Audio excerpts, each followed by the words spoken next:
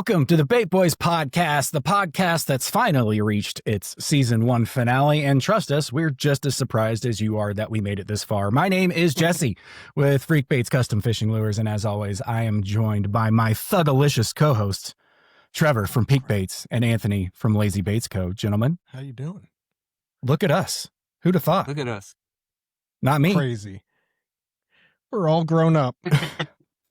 That is true. And this is the final episode of season 1, episode 25. And we've brought you a little different special format than we have typically been doing.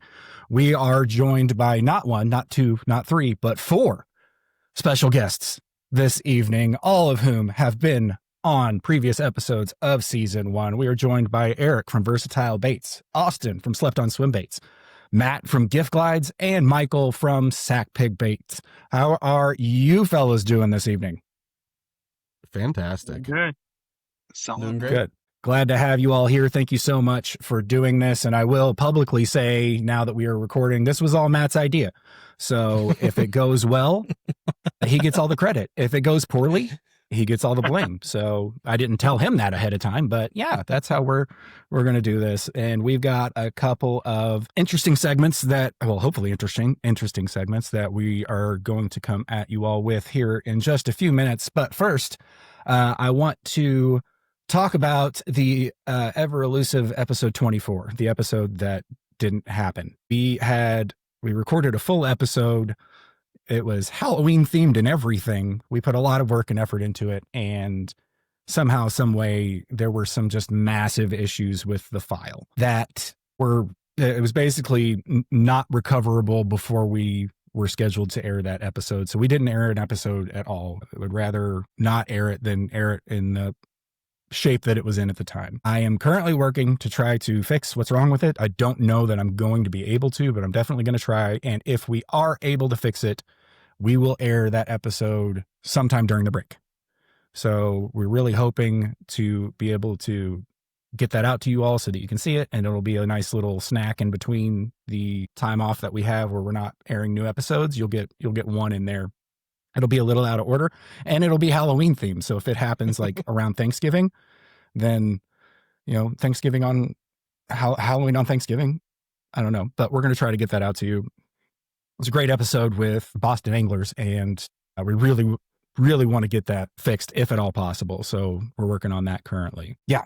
Another update as far as I know that we said we were only going to take a month off. That has been extended to 6 weeks, and it's not because we're being lazy or anything.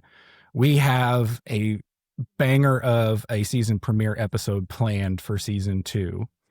And I'm not going to give any details, but with scheduling conflicts and things that came up as far as people who may or may not be appearing in that episode, we weren't able to record it until a little bit later. So that 4-week break has turned into 6 weeks, which I hope you're not upset about. I'm definitely not mad about. And not that I don't love doing this, but hey, what's better than 4 weeks off? 6 weeks off. So yeah. So that should bring us back into airing episodes right before Christmas, I think, doing my calculations correctly. So we'll have every other week, we'll have a new episode starting then for 25 episodes, which will carry us through most of 2026. So yeah, that's all I got. Guys, do you have anything? Nothing, man. I'm ready to roll. Let's get into this. I'm ready to roll too. But what about you, Trevor? You got anything? No, I'm ready to roll 2, 3, right. and 4. And 4. Well, before we roll, we do have a giveaway for this episode. And I think that this is probably the best looking sponsor of a giveaway that we've ever had. And that is this week's Bait Boys podcast giveaway is brought to you by Freek Baits. That's me. You see what I did there? I really don't think I'm that good looking. It was just a joke. But anyway. You look good in the flannel. Oh, thanks. Yeah. It's finally. I like it. This is my normal habitat whenever it's this time of year. Anyway, that was a sidetrack. But yes, this week's episode giveaway is sponsored by Freek Baits, myself. I figured I made you all listen to me talk about that stupid mini glide for so long that now that it's finally ready, I'm going to give some away. I'm going to be giving away 2 of the Probe mini glides, and I don't have them made yet, so I don't have them here to show. But by the time this episode airs, they will be done, and I will pop a picture up right now, maybe even a little video. Who knows? If I'm feeling frisky, we'll see what happens. But I will be giving away 2 of the Probe mini glides to 2 different winners. All you have. Bait boys! Bait boys! Bait boys, can you hear me? Hello? Bait boys, we got a problem.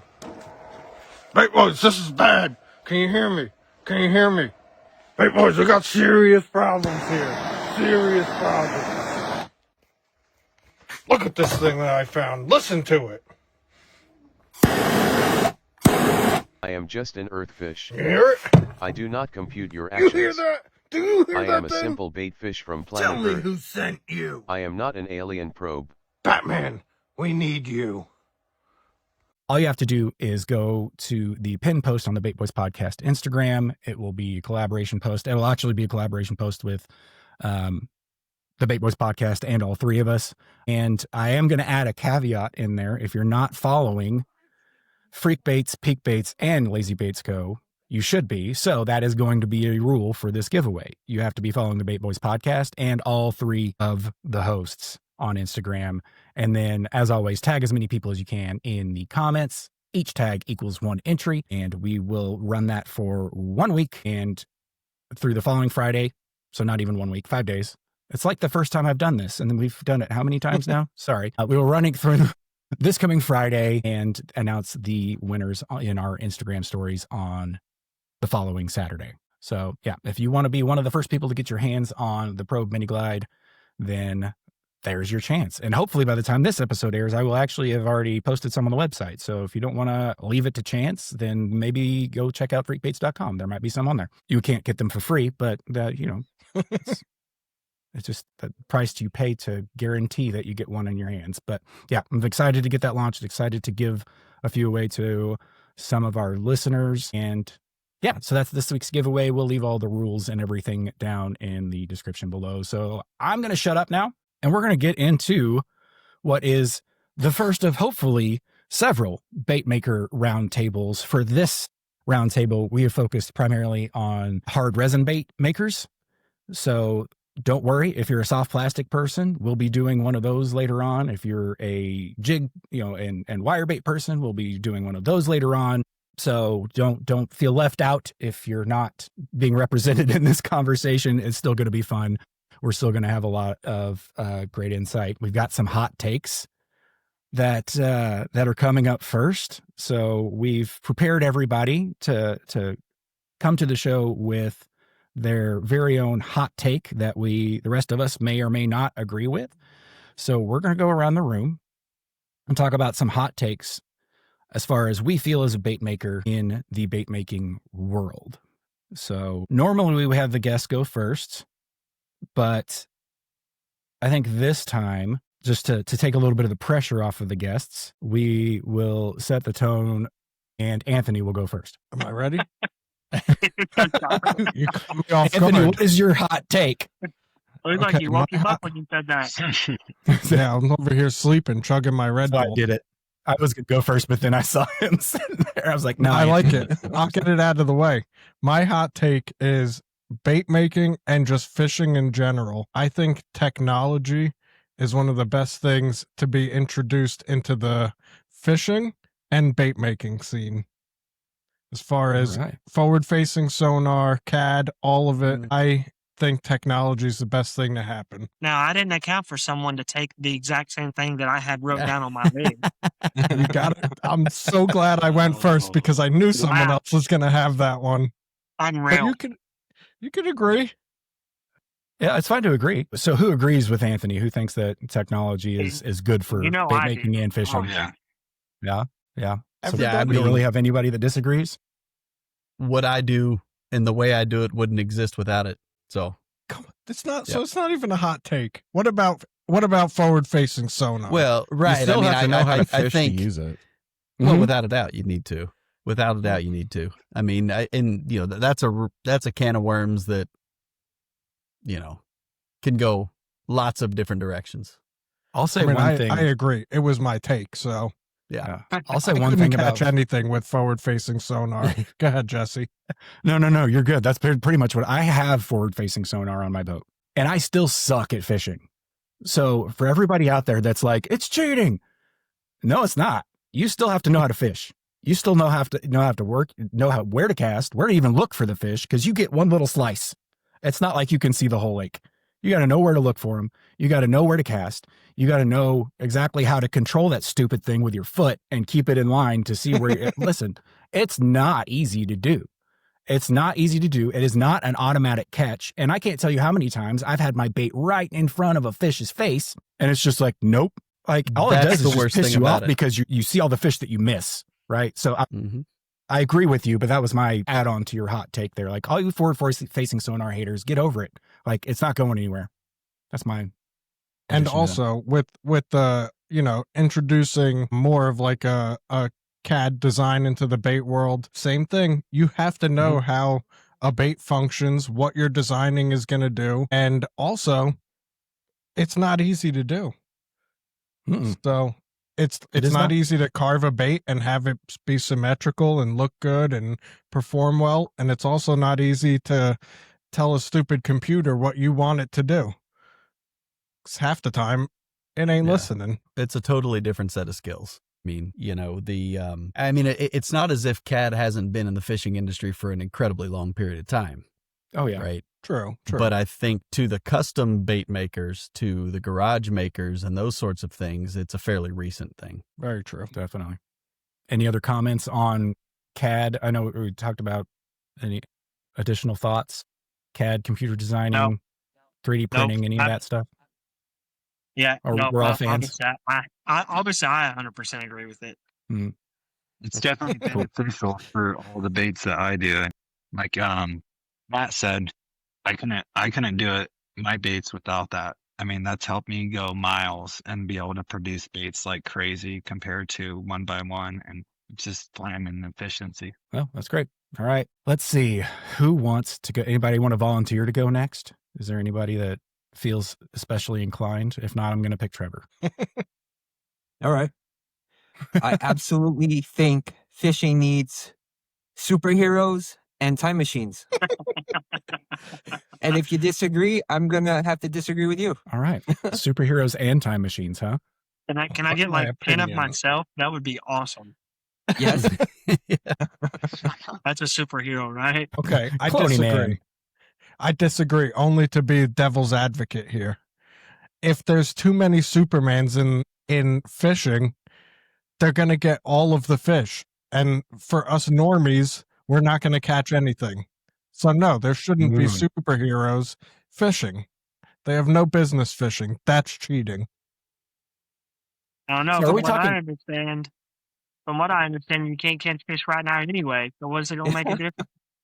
I can't. I'm not catching nothing right now. Are these So like that's what this- Marvels, or are they the boys? Because that makes the huge difference. I'm going to quit fishing if it's the boys type superheroes. No, it's definitely Marvel, comic book style, the things you grew up with, looked up to. You want their powers? I do. I'm taking their heartbeat. So are we just talking about like Iron Man fishing, or are we talking about like Bassmaster? Like are we talking somebody who's a superhero at fishing, or just the superheroes we know and love fishing, who are fishing? So you're asking me to decide between like a Gary Yamamoto and Batman? Yes. Exactly. I don't know if I can do something like that right now at 8:28 Thursday after evening. Okay, fair. It's a tough question. I'm gonna have to. It's like choosing your favorite child. I'm gonna have to have a Gary Man. A Gary Man. Or a Batmoto. Batmoto. Fair enough. All right. So we'll keep the trend with the hosts going first, and I'll give mine next. I do want to preface it a little bit. Is whenever I talk about this specific item, I'm not shaming the people who make it. I want to be very clear. I'm not shaming the people who make it, because I also make it, right? I'm talking about the item itself. But in my opinion, bone-colored baits are entirely overhyped and overrated. You're a liar. Terrible. Does anybody? So I figured I figured I'd get some people who did not agree with me on it.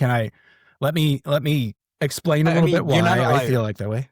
Let me explain a little bit why I feel that way, and then I'll open it up for you all to tear me apart, and I'm looking forward to it, so don't hold back. I feel like the popularity of bone-colored baits goes back to when people like us who were prototyping baits and throwing unpainted blanks, as we all tend to do on a regular basis, that was kind of a new thing at the time, right? Glide baits have been around for a long time, but they've really reached a peak in popularity over the past like 5, 6, 7 years, right? Am I wrong on that? I think it has more to do with the action of the bait.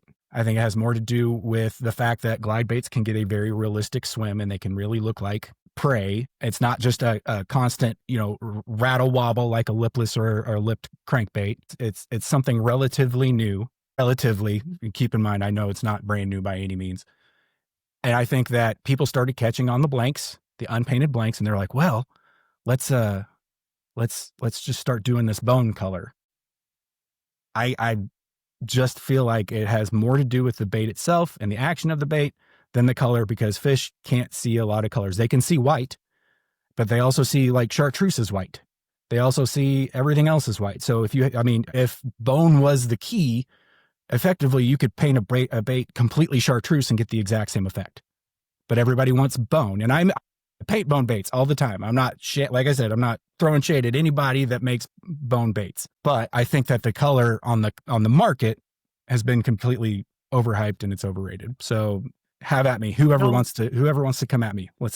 I don't know if I technically disagree or agree with that. I mean, most everybody knows that I'm colorblind. I don't know if, my opinion is the only time that I feel like any color really necessarily matters is water clarity, right? So whatever lure I can use to get seen the best or that looks more natural, right? So clear water, I'm wanting as natural as possible. Dirty water, I want something that could be seen, right? Anything to help draw that fish. And I guess I do agree with you, because like you said, that thing cannot even be painted at all. It can be white, resin, bone, it could be painted chartreuse, anything that is easy to be seen. Now, specifically like a bone color, yeah, I guess I would have to agree with you, because you can throw just a raw resin bait, which some people call bone, but if you're talking about like a specific painted bone color, yeah, that's definitely overhyped, because I can throw a blank with no paint on it at all and catch fish in dirty water. But that's not because of, a specific color. It's just so they can see it easier. You know what I mean? Yeah. That's my opinion. Oh, I agree. That's I agree. my take on it. I mean, they can see black in dirty water. Right. Yeah. Right. Sometimes some people say, I don't know, but some people say arguably better than white or a light colored bait or a bright colored bait. That's why we use black at nighttime, is because it casts that silhouette from whatever light is coming from, whether it be the moon or whatever it is, stars or anything. It creates that silhouette on top of the water by using black. So same thing. I think even with a lot of color, and it's, I guess, somewhat related to what you were saying, Jesse, but I guess it's along the lines of me agreeing that I think the bone painted color is probably overrated in general. To me, I've always felt that what matters more is contrast. No matter what color that is from top to bottom, that contrast on the bait as it's coming through the water, if it wobbles or whatever, that contrast actually might be more important than the bone color or a chartreuse color or something like that. Now, I don't have a whole lot of evidence to support that, but, in fishing, if anybody does, it's you. Don't. But if anybody here does, it's you. Fishing, oftentimes we don't, right? We have our own confidence thing that works for us, that, and when we have confidence in it, we fish it harder. We fish it more. We do whatever it is, right? And so when that gets reinforced, well, that just, we believe in it even more. And so for me, it's always been that contrast, and in some situations, maybe that heavy contrast between black and really light matters, or whether it's just a subtle contrast. I think, most fish are darker up top, lighter on the bottom. And that to me might be more important than any specific color per se. I 100% agree. Contrast, it's everything. All my paint jobs are contrast from the feet to the stripe in the middle. Mm-hmm. I don't actually think color matters pretty at all, especially for topwater baits. I'm all about that contrast. 100%. And about those studies with those bass, you know how we can look at black and white images and color in roses and stuff like that? I don't think it's as simple to say they see it as that color. I think they can definitely differentiate chartreuse from white, even though they say it shows up the same. I think we're really underestimating. Like, those studies have got to be dumbed down a little bit. Well, and I think most of those studies are done in completely clear water. They're not done in murky water or anything else like Eric was talking about, right? I mean, Great point. water color makes a huge difference. And, that chartreuse, it may appear as white, but it may appear as more of an intense white as opposed to, slightly lighter or something like that, And so, I mean, the intensity of the pigment or intensity of the color is certainly going to matter as well. And, how specifically they interpret to us, a bass sees chartreuse as white, but a lot of us would look at a cream color. Well, that's white. Look at, straight ceiling white. Well, that's white, right? I mean, there's different shades and stuff, and the way they perceive it is certainly different than what we do. Yeah. Even the water depth changes the colors. And Eric, you might actually have a better ability to differentiate like what a fish sees versus the rest of us. I mean, if they're colorblind the same way I am, I mean, brother from another mother, I get. I mean, I don't know. I think about color like even from a human standpoint. To me, there's 3 colors. Everything after that is subjective. You have your 3 primary colors. I'm colorblind. I wasn't born colorblind, but I'm colorblind. I can see the 3 primary colors as long as it's a true primary color. Anything after that is subjective. So my whole mindset about the color thing is probably quite a bit different than y'all. And that's why I do my paint schemes the way that I do them. I try to match the hatch as best as possible. Because at the end of the day, if I have a fish from the water that they see every day looks like this, and I can put that exact paint job on a bait, I know that doesn't matter what they can or can't see. If they're seeing this in the water real life, and this looks like the exact same color to us in real life, it's got to be the same in the water. Right? Now, am I going to say that that's going to be more effective to get bit over something crazy like a bright hot pink? No, absolutely not. There's days where you can use some crazy wild color paint schemes and get bit. But I think that's usually because they're in the mood for it and they can see it better because of the water clarity, right? So if I'm using this really dark, this really dark bluegill right here, right? And this is what their primary bait fish is, but they're able to see bright hot pink bait better because of water clarity, and they're munching. I might get bit 3 extra times because I'm using something they can see at a further distance. Of course, as long as that action is right, which is exactly what he was saying. But that's my take on the color thing. I would think that bone, the color when you airbrush it, it's definitely overrated. But when it comes to raw resin, for me personally, it's just like it just gets bit way more in my lake at least. And then I'm sitting there trying to help my son out, and I just had my raw resin bait just laying on top of the water as I'm tying his lure on. I look over and then literally a 5-pounder just came and swam up to it, and it bit the lure, and I went to get it and I missed it, but he just came up to check it out and bit it. They're just interested in it, and that's crystal clear water. So I was going to ask what the clarity was. Yeah. It's a trip to me, to be honest, but I definitely think the raw resin gets bitten. So I guess my question for you is what do you fish more with? So if you have only ever used 2 painted baits, and then all the other baits you've always used is raw resin, because whatever the case may be, then obviously your results are going to be you get bit more on resin. So me personally, in this last year, since I was doing all topwater, basically, I didn't throw my glide very much. So I was just literally prototyping the baits that I was building, and they're all raw resin, and they were just getting torn up. But Topwater? All topwater. Yeah. To me, topwater is a completely different ballgame because we're only seeing the bottom of it. But you know what I mean? Yeah, my crystal clear lake, when I throw my glides, though, I always throw mainly the rainbow trout. and that thing just gets torn up. But more than Yeah. the raw resin, to be honest. Right. But That's yep. it does. You Good. no. I was just saying like that. I think we're saying the same thing. Okay, yeah. Like Mhm. when I throw the 9.5 glide and it's in the water and it's all raw resin, it's got extra nice glide because there's no paint on it or anything like that. And the followers that I get are like just in the mass. I was just shocked, but the bites that I get on it are less. Any other thoughts on bone colored, resin colored? That got us talking a little bit. So I think I don't really have an opinion on it that much, but I made a post the one time that was like, what's your favorite color for a glide bait? No lie, 95% of the responses were bone. Mm. That's the only thing I gotta say about it. Like I think it's probably a very effective color, but again, like Eric was saying, when a lot of people or somebody throws a lot of one color, it's kind of just their confidence in it at that point, and more of a chance thing. Like, yeah, if 90% of the time I'm throwing this color, then 90% of the fish I catch are probably going to be on that color, and the other 10% are on the other colors because it's what they're It's an throwing more. Yeah. I think a lot of it. Right. Exactly. Yeah, Yeah, I think that a lot thing. of it has to do. Sorry to cut you off. I think a lot of it has to do as well is kind of.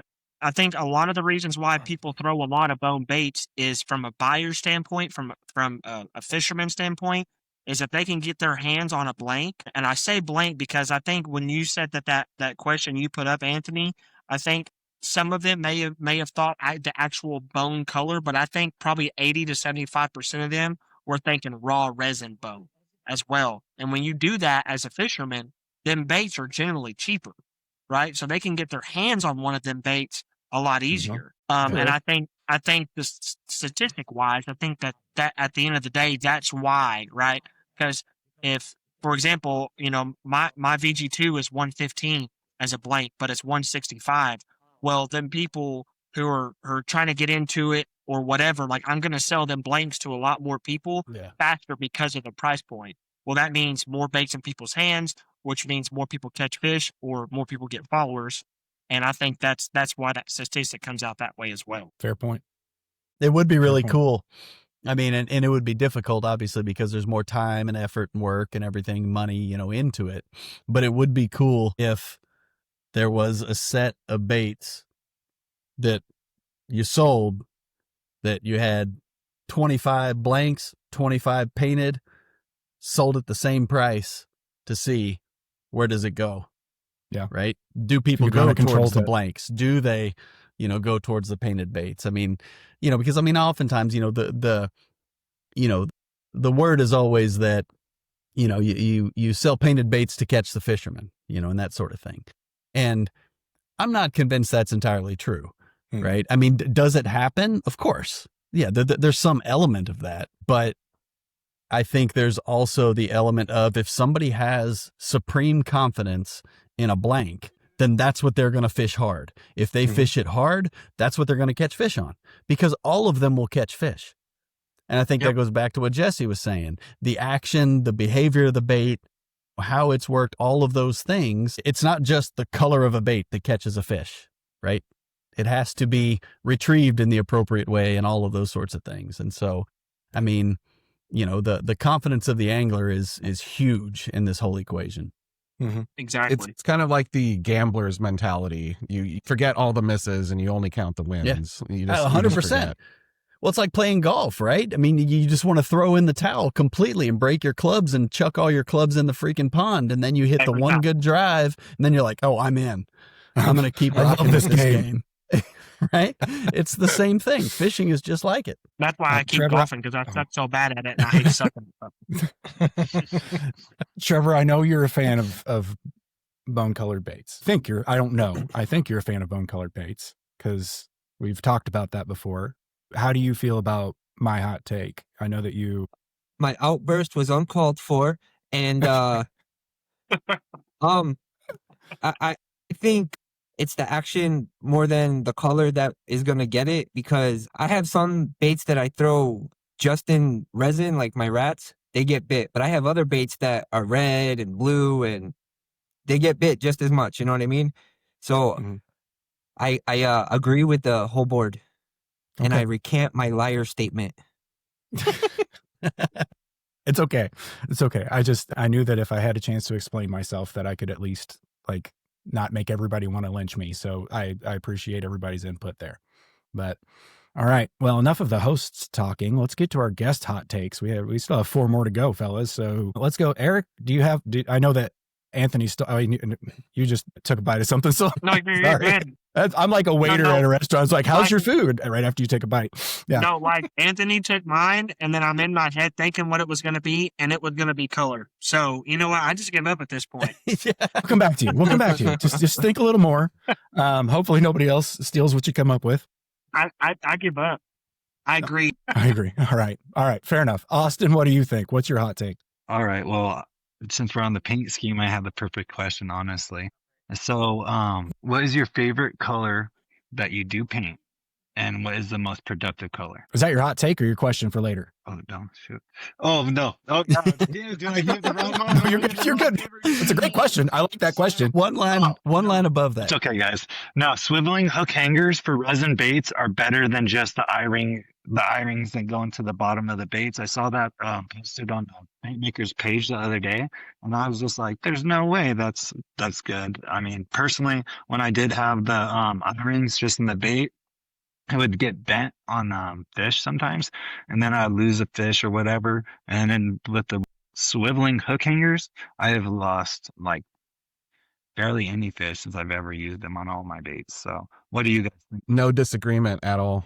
Okay. This was going to be one of mine, but I didn't say it because there's people that use them that were joining us. I don't think that there's really much purpose for them. Just my opinion. For swiveling hook hangers? Correct. Yeah. I think it adds a weak point with very little benefit, because in my mind, if you have a big fish on and it has that bait pinned to the point where it matters, it's not going to like swivel all nicely and like dangle around and be all dancing pretty. Like, it's just going to be violent and it's going to be stuck sideways anyway. Honestly, So hang on.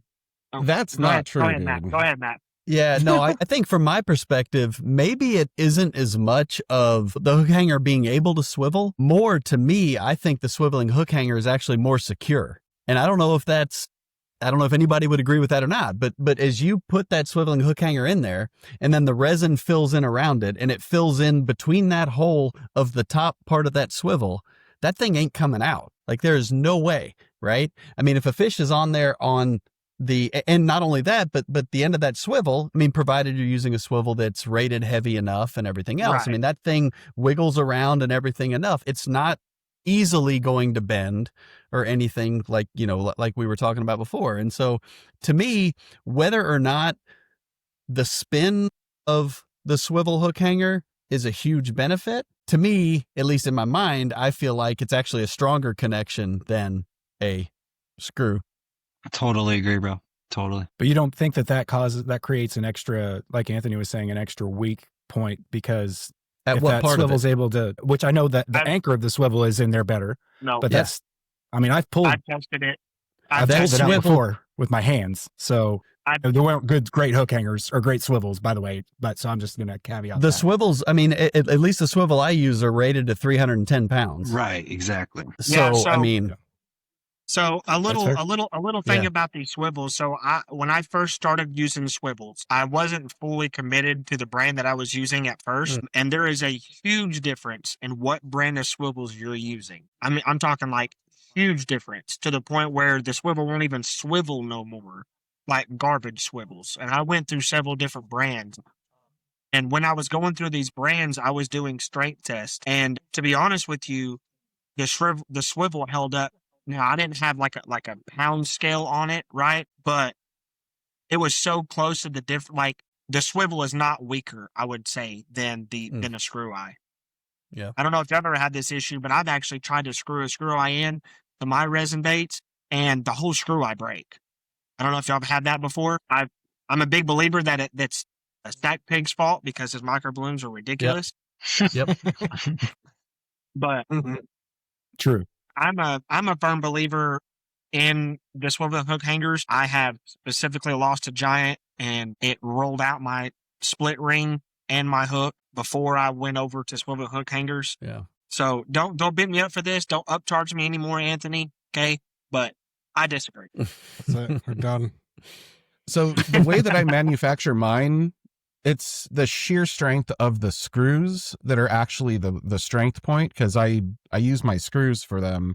So, and I've broken a 410-pound swivel inside my rat. And if you get on YouTube, you can find a bunch of people that have the pull devices, and they can measure when those screws come out. If you put those screws in at an angle, the best you're getting is 62, but it's kind of redundant. You don't have a 62-pound drag. It's never... You're at absolutely 0% chance of that screw eye, no matter what way you're doing it. If you're talking about strength, it doesn't matter. Unless it's done improperly, then there's no gear that you're going to be bass fishing with that has anywhere near the amount of torque to pull those things out. Yeah, Engineered Angler went through all them pull tests, and he done it in wood and in resin and everything else like that. And he made a great point. I don't care. I mean, you're not going to catch a bass, and honestly, quite a bit of fish, even some fish in the saltwater, that your gear is going to fail as long as the bait was made correctly before that is. And you have to also think about it too. You know, if they get 2 hooks, then you've got double of that. You know what I mean? I mean, it's I think again, devil's advocate. I don't feel strongly one way or the other, but devil's advocate to what you just said, Eric, there. If they've got 2 hooks in them, what does the swivel matter in the first place? Because they can't can't turn at that point. Well, it doesn't at that point. I'm talking about like the sheer right. Of the swivel. No, I got that. I'm just talking. I'm advancing it to like when we're talking about they're better because less fish get off, but like a lot of fish, even if they only grab one hook initially, they're going to catch the other one somewhere, and at that point, the swivel doesn't matter. Because they can't swivel. They're locked in at that point. That's not to say it never matters, though. Like, they still have to fight and get that hook in. And if you're in a lot of that, like, we didn't start using them. We copied the striper world. It really matters in the striper world because they death roll. If you're fishing for things that roll, you have to have swiveling hook hangers because they're going to. It doesn't even matter if you're using 200-pound split rings. The forces that those fish can generate, they can break your baits in half, no problem. They can bend out any hook, X4, it doesn't matter, dude. Like they'll break absolutely everything. So it may not be as applicable to the bass world, but I do think it matters if they get 1 hook to some extent. There is a free spin, and if you're rolling like super heavy gear, it obviously doesn't matter. But if you're running smaller baits that you actually need, you're like a 20-pound, 30-pound split ring, I think it might matter quite a bit. So I have a request, because I know there's a bunch of people in here that use swiveling hook hangers. I want a scientific test done where the bait is in a vise and then there's a force on it, and then try to spin the hanger, because I'm wrong 90% of the time. So I could be very wrong in this, but I feel like if it's pinned, it's not going to spin. It's going to spin. Does that make sense? It'll spin. Well, let's see it. But I mean, it's not just a dead weight on it that then you're trying to spin, right? This thing is pulling and twisting and all of these sorts of things, like, right? Pull it at an angle, and so, like perpendicular, like the fish is like yanking on it this way and trying to go back around that way. Is that swivel going to turn and the bait's going to stay straight? Whatever. Well, I have no idea. I've never used them. I've never had a bait that has them. Wherever you're fighting the fish, and it's not a spinning, it's not a wheel. And it's going to move and fight to the point where it can't move anymore. It's not going to constantly be spinning. There's no motor in there. Like it's the force is going to move and it's going to stop. But it doesn't matter how much force you have on it. Those hyperwire split rings, even when I was putting 300 pounds on it, was still rotating. There is so little play in these. I'm using Spro power swivels, by the way. So this is not no junk. I mean, I can pull on this as hard as I want to, straight out, even at an angle. It spins in any way I want to, really. Any way I'm pulling on this thing to spin it, it's spinning. I could be wrong. I am wrong, like all the time. That does bring up I want to change your mind, Anthony. Have we changed your mind yet? I was thinking in my head, I don't have a VG2 down here. I think I have the tiny, which doesn't have it. Nope. I was about to go grab it and do what you just did. Nope. I'll go try it myself, and I'm very open to having my mind changed. But at this point in time, I think they really serve no purpose, kinda. Let me ask this though, again, just devil's advocate, because again, I don't not use them because I don't want to. I've never built that into my process, and it's not to say I never will. I don't feel strongly one way or the other, but as you all have been talking about it, and kind of what I was trying to say earlier, but I couldn't say it right, and I think I've found a better way to do it, is does mechanical wear become a concern at that point in time after a long time of using that bait? Because metal rubbing against metal will always, even if it's the exact same type of metal in both cases, which it's not usually, I don't know a lot about swivels because I don't use them, but would mechanical wear, just the friction and because you're going to wear material off of both of those pieces after a long-term use. So would that not weaken that connection? Think of it as a split ring inside of a screw eye. You got metal on metal there. Right. Yes. That has more freedom to move. Like you just proved with your bait, there's very little wiggle room, and it's going to be moving it's going to be rotating in the exact same place for eternity. And that's with a split ring on a screw eye, it at least has the entire circumference of the screw eye to work around. I mean, I have a lifetime Yes, warranty, so so if if that that does ever happen, I'll just replace it. So I'm off this topic. But I think that's a good point, because I mean, the amount of time that it would have to take for that to happen, the bait's going to be snapped off of a line before that, or it's going to be snagged on a log somewhere and broke off on a fish's face or something like that. So, I mean, the likelihood, I think, of that happening during the lifetime of an actual bait being fished is exceedingly slim. Yeah. Well, there's your scientific test. Hook a swivel up to a motor under pressure and just let it spin for days. See how long it takes. Right. No, cool. No, that was a good one, Austin. Like that's a great hot take. I don't think it was hot as far as the room is concerned, but Anthony thought it was a hot take. Anthony hates swivels. He told me. No, I like that because it was going to be one of mine. It was going to be my hot take, but I didn't want to be the one to get like just roasted, because I know we got a bunch of people who use them. And trust me, we're getting a message about this afterward. It's not that I don't think they have like a huge downside at all. Not what I'm saying. Just like I should stop digging my grave. You're just saying that move on. You didn't recognize the advantage, but we've had a chance to talk about it, and you didn't think they were inferior. You didn't think they were inferior to screw eyes. You just thought that. Yeah. Anyway, I'm not going to put words in your mouth. Michael, you got a good hot take for us? For treble hooks, hook sets, and dragging them in is overrated. No hook sets, no drag. Let them fight. I agree with that. Specifically the hook set part. I don't think you should have to set a treble hook if it's sharp enough. Yeah. Especially top water. Well, I agree with that 100%, but I think it also depends on if you are geared up correctly, if you're using certain types of hooks and the right type of gear with those hooks and everything else. I mean, if you're using a big X hook, right, and a fish bites that hook, it's going to take a little bit more than if you're using a standard gauge hook, but you're going to need a rod with a little more bend and everything else in it, right? I mean, I think the gear, everything makes a difference in fighting those fish and everything else. Oh yeah, for sure. There's even situations where if you're, 150 feet out and using monofilament, you may have to give a little bit more than usual, but I fish braid to leader. So there's no Yeah. There's never any reason.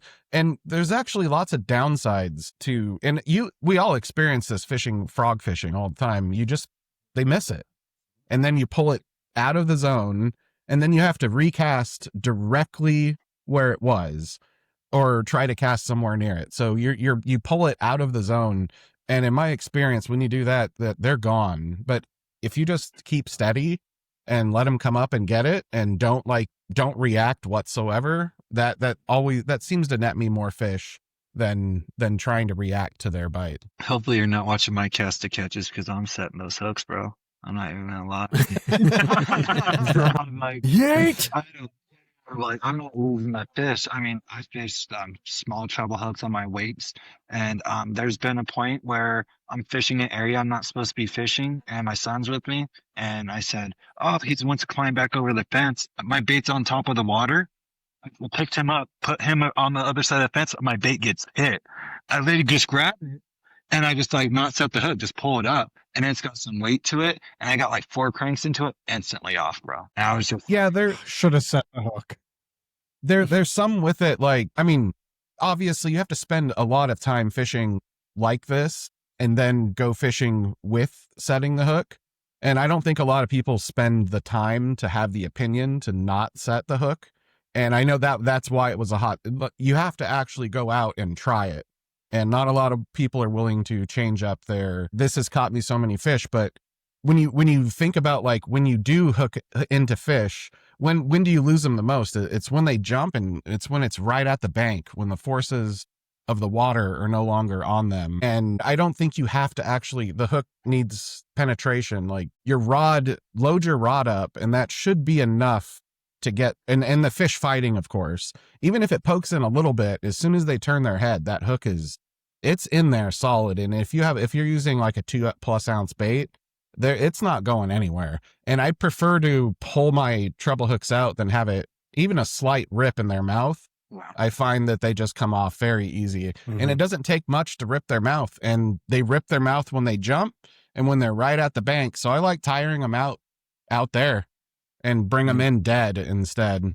So do you consider, like, when you say setting the hook, so most of the time when I get bit, it's just like one step back and just I sweep into it. I mean, I'm not reeling down or slacklining and just, jacking them. But I mean, do you consider like a sweep, like a step back and sweep? You don't think that that's necessary, or is that okay? You're just talking about like people who jack the hook. I think if you aren't pointing your rod at the fish, point it a little off, 10:30, 2 o'clock, whatever right-handed, left-handed you are, and preload your rod. That way you can just reel into them, and your rod's already loaded. You don't even have to move. You can just preload your rod. I think that's definitely a technique most fishermen on swim baits. I don't know if they're practicing that, but that's sick though. I would say for top water and like shallow crankbaits, you're 100% right. Like when the fish hits it, it's just like it's getting hooks in them, and setting the hook is just overkill most of the time. Like, they hit it with some aggression, but you got to make sure. Yeah, but you don't have to lean into it and like slam them. Sometimes though, with like a swim bait, like, I'm not entirely sure they're like, fully on the bait. I want to like lean into it and just give them a little crack. That's my feel on it. Just give them a little crack. Like, I don't have any opinion of anything under the water. Yeah. I stay away from that stuff. Okay, so we agree on top water. I agree. Top water, wake bait, whatever, whopper, plopper, anything. When they're hitting it, it's to set the hook on it. Like, they're already on there. You're just like beating them for no reason. Yeah. But definitely under the water. I like to make sure they're on there. I feel that, nudge on the bait. I'm setting the hook. I'm at least leaning into it a little bit and getting it in their face. Yeah. I like what you said, Eric, as far as like, that's it depends on what type of bait I'm using, right? But if it's a swim bait and I know I've got sharp hooks on it, I more just lean into it. There's not a huge, there may be a little bit of a pop at the beginning just out of sheer excitement, but I just lean into it and just make sure that the rod stays loaded at that point. I think the reason why I mainly do that is I've had scenarios where I've been hit, and they don't hit and turn. They hit and come straight to me. And that's just picking up that slack. Once I step back and I pick that slack up and I sweep, when I get to the back of my sweep, that's me picking the slack up. I mean, yeah, I might have maybe half of that swing is maybe trying to set in treble hooks, but after I do that, I'm not winching them in and lifting again and winching them in. I mean, I'm letting the rod and the reel do the work from there. Now, if I'm pitching a jig up by a stump, you better you better watch out. Look out. Because I'm jacking the jaws on that. Now, And if there's nothing on it, you're just going to come out of the water at mock piss right at your face too. Yes, it's happened. I've done it. Yep. Yes. He said treble hooks, okay? He said a bait with treble hooks, not a freaking jig. Yes.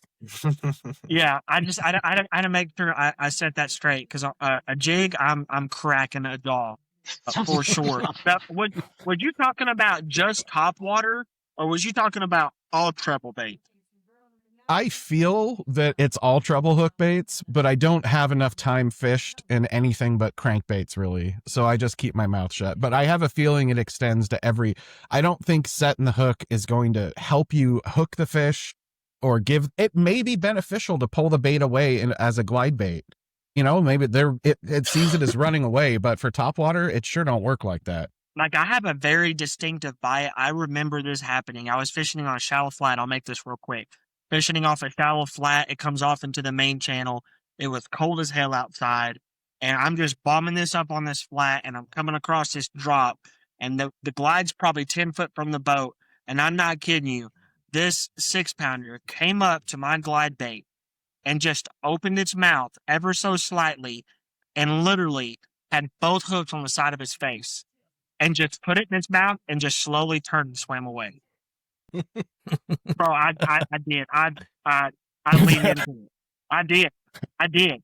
Now, I agree. I mean, smallmouth and a lot of fish and 95% of the bites, dude, they hit it so hard. Most of the time, I've almost lost my rod and reel because they'll hit it so hard. Yeah. Especially they set the hook for you. Yeah, they do. And a lot of times it is that way, but there's definitely been bites that I feel that if I didn't give her a good, boom, I wouldn't have got a good hook set, and the possibility of losing that fish was a lot more likely. That's just my opinion. Yeah. There's going to be exceptions to every. I'm starting to feel that way about fishing in weeds because that's all I fish in is weeded areas. And there's some times where I feel that they grab it and I don't get the proper umph into them. I feel that way, but I keep fishing the way I do. And then the next fish, there isn't a problem. And the next fish, there isn't it seems to be just this whole random thing. And I'm trying to decipher something that doesn't matter.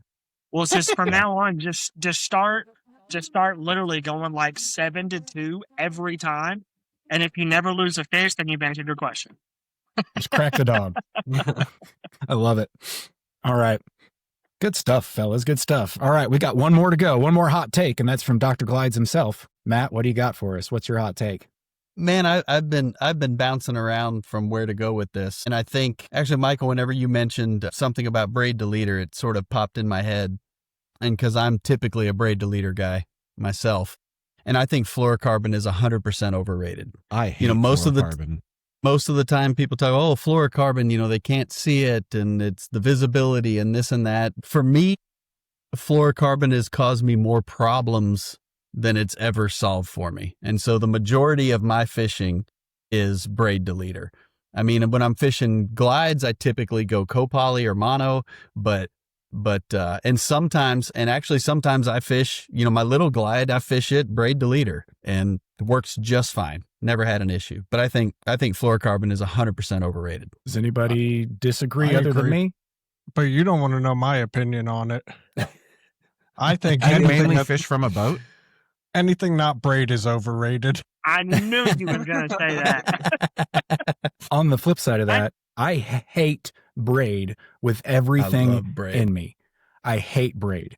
I have more trouble with braid as far as bird's nest, as far as it getting tangled, as far as like it getting wrapped around the end of the rod, as far as those things. I hate braid. I do have it tied on a few rods, right? And I do braid to leader on like my finesse setup, and just because it's very sensitive, but that's on a spinning rod. I nearly refuse to put braid on a bait caster, and that's because I suck. Right? It's not really anybody else's fault. This is just for me. But I've never had the same issues with fluorocarbon. And I don't care about the visibility under the water. My thing about fluorocarbon is it's that happy medium between it's not as stretchy as mono, so you have more sensitivity, but it's stretchier than braid, and it's a little more forgiving whenever it comes to those things. So that's my only opinion on that. The only reason I disagree is because of my fishing style. I don't think one is necessarily superior to the other. It's just how I have learned to fish was I threw fluorocarbon on the first bait caster I ever had, and that's what I've fished with ever since. I dabble in braid when I have to, but I'd rather not. See, mine is a completely different take. I'm more in line with you, but I mean, yeah, a little bit is because of that stretch, but the main reason why, because I can adjust for the stretch and not stretch, right? So if I'm using braid, I want a little bit softer rod. Okay. And if I'm using obviously mono, I need a little thicker rod to make up for that. The only time I throw fluoro ever is if I'm throwing a fast sinking bait. Right. Yeah. So, I mean, I target a lot of fish with live scope. I'm not going to say I'm the best out there, but I'm pretty good at putting my glide bait where I want it to. And sometimes I'm fishing in 35 foot of water with my glide bait.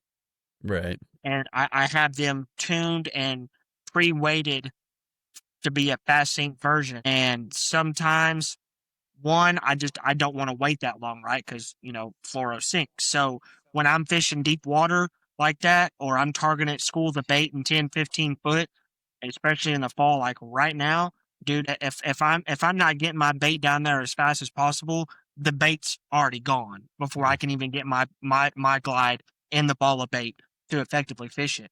So that's the only time I use fluorocarbon. Other than that, I'm a P-line copoly guy. Screw the braid. I'm not doing all that junk. No, just give me my copoly. So I agree. But the reason why I agree is a little different. Yeah. Whole different aspect, because that's my style of fishing. Sure. I totally agree. Braid does take a little bit because you have to actively manage it as you fish. You can't just if you just caught a fish, toss it out 10 feet. Just make sure you don't have line dig. Just so the next cast, your bait's gone. Otherwise, there's little things like that, but you pick up on it, and braid just becomes amazing after a while. Yeah, those are extra steps. I and I'm agree. an incredibly lazy person. I'm not talking about straight times braid. with braid. Straight braid's the worst thing, and you're a terrible person if you use straight braid. Yeah. I mean, the other thing with braid, the other thing you can do is when it gets worn out, you can just take it from one rod and reel it onto your other reel backwards. And now you use the other half of the line that was buried in your reel, and it lasts even longer. Yeah, I don't. For the people, I've done that. I do that every year. Can you do that with any type of line? Can that? No. Well, you could, only except braid. fluorocarbon looks like a freaking spring, and For it's a all minute. coiled up. It also For a doesn't- minute, you're gonna go it pull doesn't have on near the your, memory that on your mono hitch. does. All you got to What? do is just jack one like SacPig says not to do, and your line's straight again. Right, and then Just you crack the straighten it dog, out. and it's good. I don't know. I'm just talking about my experience, and I'm Did someone not say experienced. fluoro is more curly than mono? Is that what I Oh, heard? I think it is. Really? I I do do. not agree. At least in my experience, I've felt like the memory in fluoro. You don't like fluoro. I cannot stand it. you I got to cannot use it stand to not like it. Are you using I like have used Berkeley it. Vanish or something? Dude, Berkeley that Vanish is the all only mine's good fluoro for I it. use. They marketed it great. It'll make your bait Yeah. vanish. That's the worst Yep. freaking fluorocarbon line I've ever used. Yeah, I'm not a fan of fluoro. No, I've never had near the memory issues with fluoro as I have mono. But anyway, those are your hot takes. Hopefully you liked that segment. Maybe we'll do that in season 2 a little bit more. But no, everybody brought some good stuff to the table there. Some very hot takes in some instances. But no, great discussion, fellas. We appreciate it. Yeah. Anything else to close us out from the hot take situation? Well, if you agree or disagree with any of our hot takes, leave a comment down below. Let us know what your thoughts are on some of the subjects that we've talked about. I'm interested to see what people think about the superhero time travel situation. I think that's the winner of the group there. But no, great hot takes, gentlemen. So next, we're going to do something that we also have never done on the show before. This is a roundtable. So what we've done is ask each of our guests and ourselves, I guess, to come with a question, kind of like our question of the week, where they're going to ask their question and the rest of the group is going to give a brief answer to it. And we're going to go around it roundtable style, even though none of us are at the same table. And if you are at a table, it's probably not round. I know mine's not, but you get the point. Anyway, I am going to let our guests go first this time because hopefully this isn't we've broken the ice. Everybody's feeling good. The nerves are down. No issues. But yeah, let's. I'm just going to go in the order that you all are. We're going to go clockwise around the screen, which my screen is probably different from all of yours, so you'll never know who's next. But first up, we've got Eric. Eric, what is your question for the group? Okay, my question, and I don't know what angle I want to take about it, but I do want to hit on it. And I think it's something that I'm trying to 100% figure out is, okay, I guess here's one question. I kind of have two, but they're the same thing in a way. So, and it's a yes or no. Do y'all think that having a social media exposure, a faithful, consistent social media exposure is a key to success in today's world when owning a business? Trevor, I'm going to go around in the same direction for answers. So Trevor, you're up first. Absolutely. I do think it's important. You can reach a much wider span of people across the globe versus that's just the reason why. I don't have anything else. Yeah. Okay, perfect. I'm going to assume everybody's going to say yes. Does anybody say no? Did you hear the question, Matt? Oh yeah. No, I heard it. And I think yes, absolutely. Okay. Yeah. So my own, I'm not, yes, I agree. I hate it though. I'm just going to throw that out there. But I hate it. That was mainly my question. What tools, or whether it be an app or anything, have y'all found that has helped y'all create that social media presence? Like, for example, like templates on CapCut to create a small video, so you're not editing a video section by section. Or, like yesterday, I was trying to find an app or something that, and I think I brought this up on the last podcast I was in, an app that I can make one post, like type out my post, attach my picture of my video, and I hit submit, and it goes on all of my social media platforms. Because honestly, it's a full-time job. Like, what have y'all found?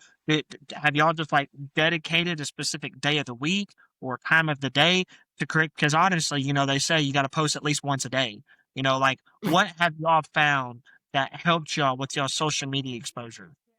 I would say definitely posting. Oh, sorry, Anthony. Go ahead. No, you go. Go. Oh no, like posting at certain times of the day, finding the algorithm, trying to get locked into that, and then just continuing to do so, I think definitely brings you up and getting more people to view your pages and more exposure and more business. But if you're not like, it's the winter time and you don't have a bunch of content to post, then your page just falls off a little bit, and then you're just, it is what it is until next year. Yeah, I guess my question is what tools or what suggestion do you have to create that social media? There's an app, but you gotta pay for it, man. I know that there's what it's called. That's what I was gonna say.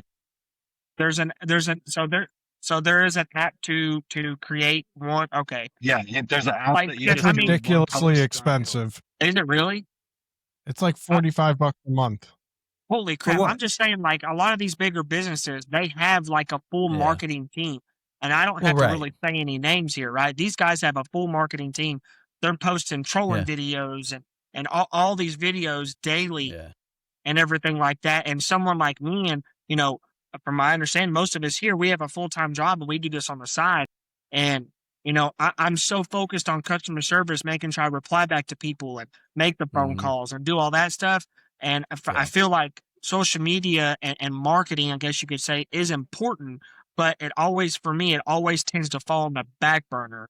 I have so much pictures and all kinds of stuff that I could post to help me drive my sales. I just don't know what tools or what ways I can use to my benefit that will not take me as long, but create that content to be able to post it. Does that make sense? Can I give a hot take here? Oh, sorry. Go ahead. Go ahead, Michael. So here, some things that I've noticed, and I've done some research on it too, is it may not fulfill every one of your requirements, but you already mentioned CapCut. Make sure you're editing your video and posting it natively. Don't use those other applications because it's going to go through their servers and post from their link. And that's not native. They're looking for a video that you've posted through the application, and they're going to roll that out more. Avoid using the same hashtags. Write your post out and copy it. That way you can just load Facebook, paste your video, paste it in, and go. It should only take you like 25 seconds to post on all 4 platforms. Just have it pre-made. And you may have to go to CapCut, put it on your computer, and transfer it back to your phone, or just edit it on your phone itself. But just really avoid posting the same hashtags. Pick things that have to do with the video. Do not post anything that has a watermark. Like if you think you want to post a TikTok video or you downloaded a TikTok video, don't post that on your Instagram. They're going to flag you. So, and they're going to also flag you for using the same hashtags in every single post. Yeah. Well, see, and I do that. I literally, in my notepad, I copy and paste all my hashtags and all of my ats and stuff like that. But like, for example, you were saying it should only take you 25 seconds to post. But so I'm fairly new to the Instagram game, right? I started everything on Facebook. That's where a lot of my stuff is. And I got an Instagram because of this business, because I was told, man, it's the best place to market. But whenever I take a picture, for example, of a glide bait, and I can post it on Facebook, perfect format. And then I go to Instagram and I try to post that same picture, and it's zoomed in. All you can see is a hook hanger and a tail. Dude, that is so aggravating because of the size ratios. And that's why I asked about an at, because take the picture further back and crop it. That's all. I was going to say, do it in the other direction. Post it on Instagram, and because in your Instagram there is an option to where you can link it to your Facebook. To post it to Facebook. Yeah. And then you have the exact same picture on both. If you go the other direction. I ran into problems with that with Eric, what he was saying. I had to turn it off and redo it because it wasn't. Oh, really? Yeah, it wasn't doing that properly. Well, the aspect ratios were all different. Like it's done that several times with me, and that's what I do. So I take pictures with my phone just through my camera, and then I go to Instagram and I upload, and it goes from Instagram to Facebook. And then if I do any kind of TikTok, I have to specifically make a whole dedicated post to that. Oh yeah, I don't know anything about the TikTok. And then I have to make a dedicated post to my private Facebook group as well. So I was just curious, like social media in general, like is it worth paying for a videographer and to go get that content? Of course, the easy answer is yes, but like, do y'all have any options or anything that you use to be able to create that cool content? A lot of people are using one thing, Insta. It's like the new Insta video instead of the GoPro. I see that, and it's like Insta 360 times 4, and then like zooms in when they're hook setting and everything. So would love it. I want to just add in here because, and I've talked about it before on this show. My day job is marketing. That's my for a large corporation. I work in marketing, and what we've been seeing from that perspective is basically contact fatigue for potential customers. If they see, and this is why this may just be my excuse not to post every day, but this is actually backed up by some market research that's been done recently, because we were sending our customers emails constantly, and the emails, and we were also doing paid social media. We were doing native ads. We were doing YouTube pre-roll, all kinds of stuff like that. And then we send out a survey and everybody's like, we're sick of seeing you. Like, there's nothing exciting. There's nothing new. It's the same stuff over and over and over again. So lately I've been trying to consider that whenever I'm talking about both the social media, for Freak Baits and the social media for this podcast, is, am I posting just to post? because I haven't posted in a day or two? Or am I posting something that's actually good? Right. And I've been focusing on I want to make sure this post is good. I want to make sure that it's eye catching. I want to make sure that if it's a reel, it's well edited. If it's a picture, it's well lit and well framed, and it's, and it's very clear. And I, bump up the resolution on my phone camera to as high as it'll go. And I'm seeing much better responses to that. Like if you go back and look at my Instagram, the past, and I've actually been posting pretty frequently lately with this glide bait that I'm releasing, the engagement on those posts is way more than it was prior to that. And I truly, sincerely believe that people now, yes, you do have to consider the algorithm. You do have to, if you're wanting to go viral, blow up, you have to play the algorithm. I'm not smart enough to figure that out.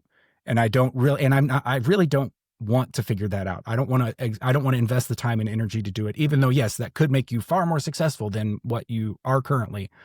I'm not super concerned with that. I want to be successful enough to sustain my business. Right. And I've found that since I've been more thoughtful about what I'm posting, as opposed to focusing on how often I'm posting or what time of day or anything like that, which all those things are important if you want to play the algorithm game, which it has its place and it is necessary in certain situations. But I found as one dude that's making baits in his garage and just trying to sell a few of them, I've gotten way more engagement, way more interest from people reaching out saying, hey, when's this going to be available? Because I've been more thoughtful about what I'm posting, not when I'm posting. I do have a question for you.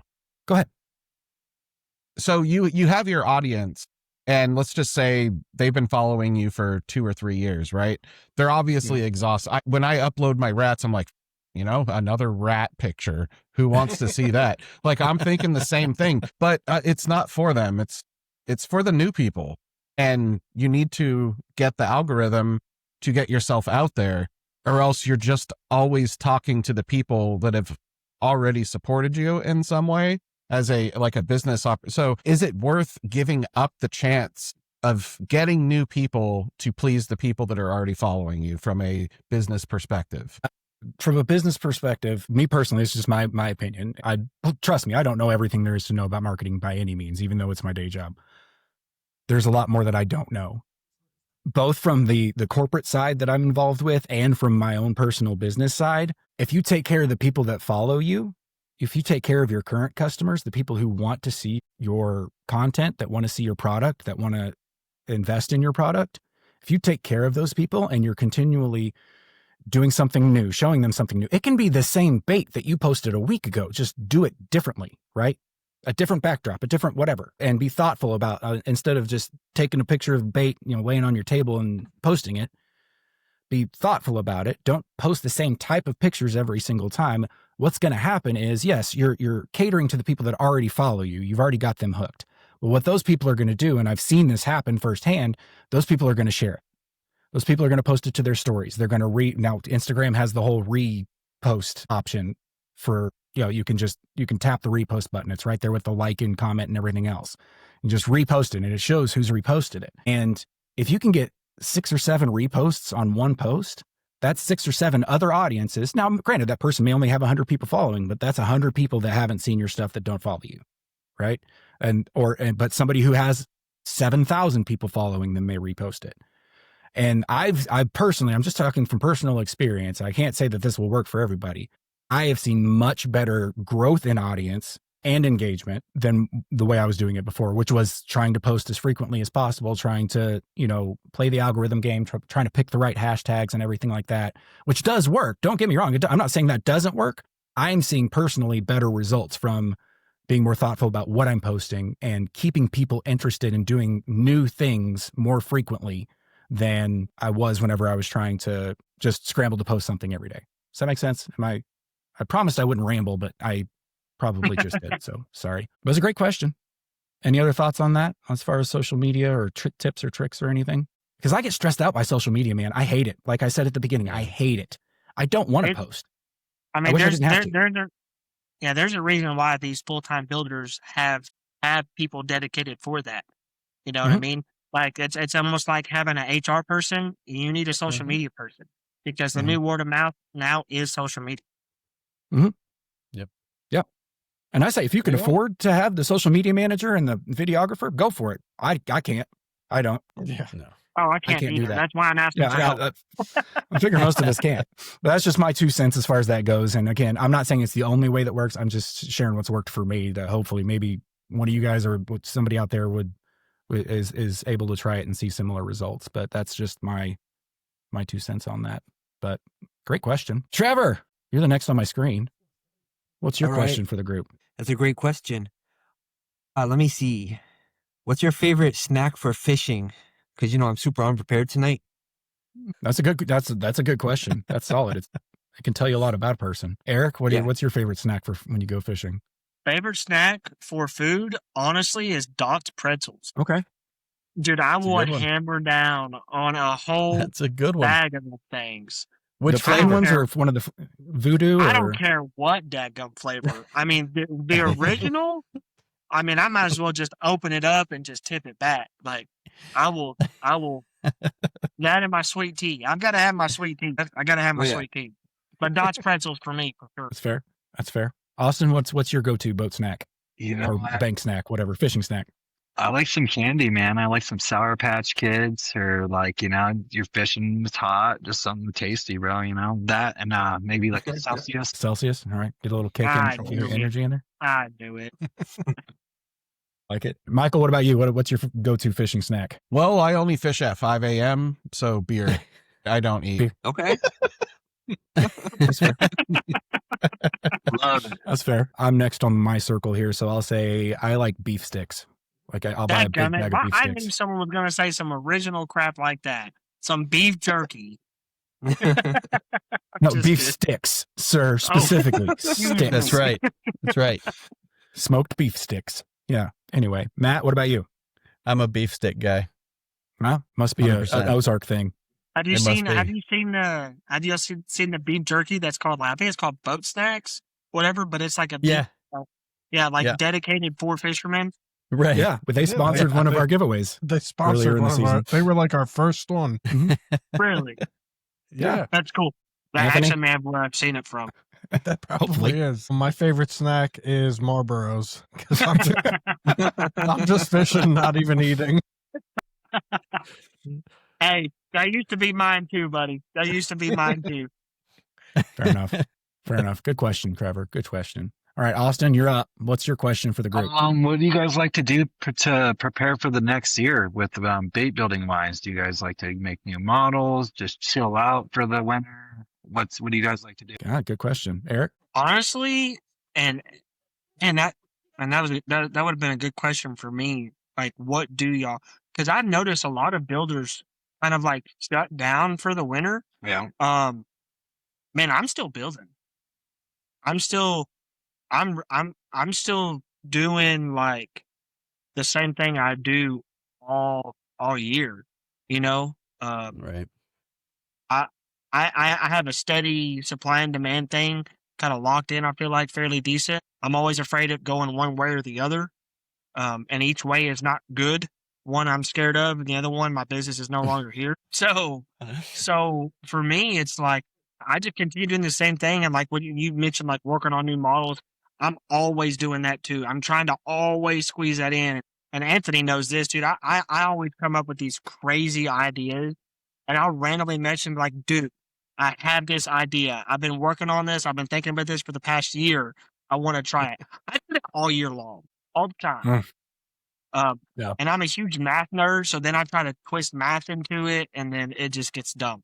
And then I'm back on building bait again. That's fair. What about you, Trevor? What's wintertime look like at Peak Baits? Math nerd? Don't, put. Is that kinetic This is, energy again? No, this Is is that the the density kinetic energy formula. crisis? What do I do in the winter? I Yeah. do the same thing I do the other days of the year. I don't take much of a break. I don't know why. I just can't sit still. I have to just do. I like it. What about you, Michael? How are the winters out there in California? It's my favorite time of the year to go fishing, so I'm usually prototyping baits and spending my time fishing. I don't change that often. I don't have no schedule or anything like that. Business slows down. Topwater bite slows down, or so people think. I fish topwater year round, but I definitely like to get my my development in the winter. I don't like doing it during the summer. I'll say that I make baits because I like making baits, so I don't stop making baits in the winter. What I do plan on doing this winter is I do plan on stocking up on some of the production baits that I have just to be ready for the spring. And also I've got a couple of things that I'm working on as far as new baits go. So yeah, I'm not going to stop doing it because it's like I started doing it because I love doing it. So why would I take a break in the winter? Even, people may not be buying as much, but it's still what I like to do. So I'll just have more stuff for people to buy later. That's my thought. What about you, Matt? Yeah, for me, I guess it does slow down, certainly in the winter for me, primarily, well, not really in the winter, really at the end of summer. So at the beginning of the fall and everything is when it gets kind of hairy for me just because of the real job. Summers, I'm generally mostly off and everything else. And then once the school year starts again, things get really busy. The kids' activities, both my girls play volleyball and all that kind of stuff. And so it gets pretty hairy. But this particular winter, and then over Christmas break, then I've got, 3 weeks or so where I can really start digging in again. And so for this winter, it's primarily just thinking about designing some new stuff. But more than that, it's more just building inventory and things for this next year, primarily for a couple of shows that are coming up at the beginning of the year. So it's really just prep work and trying to get stuff built and ready for the new year. Yeah. What about you, Anthony? Winters, I kind of stopped making so many baits because the lakes freeze over and it's hard for me to test anything, like to tune it and test it. Winters, I kind of just get stuff designed most of the way for the next year, refine some of my processes, try to clean up all the messes I've made. That's about it. And me. It sucks because I can't make any, I can't make a glide bait because I have nowhere to tune it, like I have nowhere to go and test it out and make sure it swims right. So I'm not going to make any over the winter to sell, but then I'll just start designing stuff and pick up on it next year when the lakes thaw. I've already kind of started that. Yeah. Great question, Austin. All right, Michael, you're up. What's your question for the group? Favorite time of day to fish? What do you like using to target them? That's a good one. I like this one. That's a good one. Eric? Morning, right? Sunrise. Obviously, this is not biased at all, but I like using this one company, Versatile Baits. Yeah. I've heard of them. Yeah. Yeah. I own a lot of different people's bait. Mainly do that to support the people because I respect other builders. I understand the hustle. I respect the hustle. If I think you're a good person, I'll support you. If you're not a good person, I won't support you. I don't care how good your bait is. And that's just me and my personality. And so, yeah, it's my bait or someone else's bait, but mostly my bait, and it is right at the crack of dawn. Understandable. I think everyone here is going to be a little bit biased. Yeah. Right. Batman. I like fishing early in the morning, and I don't know, I don't have a set game plan. I kind of look at the clouds, the weather, the variables that come into play and depict on where I'm at and what I want to use, Fishing lures? Can I give that for an answer? Yeah, that's fine. Yeah, I'm a kind of brute force guy too. I don't look at anything. I just go out every single day. What about you, Austin? I like to use my 5.5 lipless wake. That's like my favorite thing to use. And I use that right as the sun's going down for nighttime. And that's when I get most of my bites. I would say, I know I would like to say that morning is my favorite time to fish, but I hate mornings, mainly just because I don't sleep a lot. Mornings are usually a little rough for me, but I know it's the best, or in my opinion, it's the best time to fish. It's more like mid-morning when I actually end up getting out there. I actually like fishing like late afternoon, like 4 p.m. and beyond, but I don't like night fishing. And it's not like I've never had good luck with it. It's not, that's no other reason than that. As far as what I like to use, it's whatever is new, whether it's one of my baits or a bait I've gotten from somebody else. I tie on whatever is new in my arsenal. I obviously I've been fishing with my glide a lot lately, just trying to put it through its paces and get some catch pictures and whatnot. But even whenever I take that out with the intention of fishing with it all day, I'll tie on something else that I got from Trevor or from Anthony, you know, or anybody. Like it's just because it's new and I want to fish with it. I want to try it out. And yeah, I am partial to my baits, but that's really just from a testing standpoint. But yeah, I'm not locked into it. I have a very short attention span. So fishing with the same thing all day is not my cup of tea. So yeah, I'll bounce You know around what a lot. makes mornings better? Beer. Fair point. Fair point. All right, Matt, what about you? Yeah, I mean, I would have to say morning. I mean, I really do enjoy night fishing. You say you don't like it, but I really do like night fishing. But my favorite's probably morning and some kind of topwater, whether it's one of mine or whether it is, obviously like all of us, we like fishing our own baits. We're testing things. We're doing all that kind of stuff. But I really, really love buzzbait fishing. And so it's, you know, I mean, if I had to choose the one thing, my favorite style of fishing is probably going to be throwing a big buzzbait first thing in the morning. Nothing wrong with that. I like it. Anthony. I don't make one. Oh, sorry. But, you know. Yeah, it doesn't matter. Maybe you should start. Anyway. So night fishing for sure. Just give me my kayak and let me go out at night and be dangerous. And I just need some kind of rat, some kind of wake bait. It could be 1 piece, 2 piece, no tail, flashy tail, doesn't matter. Kayak, nighttime, rat. And when it gets bit, it is just explosive and so much fun. I don't know which direction I'm facing half the time because it's just pulling you around.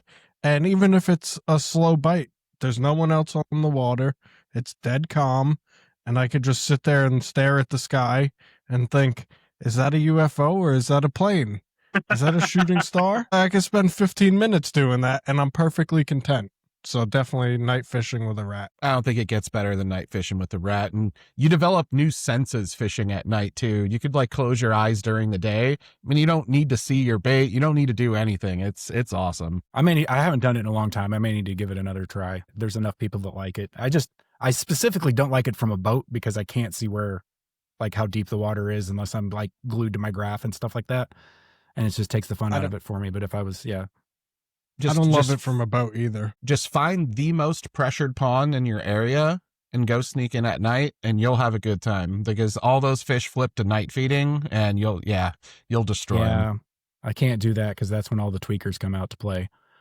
Just carry. Yeah.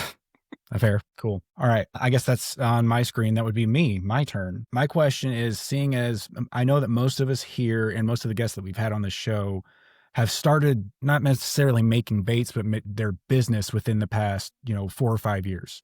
Not everybody. Some people have been doing it longer than that, but there's a consistent pattern of a lot of people that have started getting into the bait making business, not just, making their own baits, but getting into the bait making business within the past, let's say 4 or 5 years. Do you think that right now we're at the peak of that trend? Are we on the uphill of that trend or are we on the downhill of that trend of people getting into bait making from a business standpoint? Eric? Me first?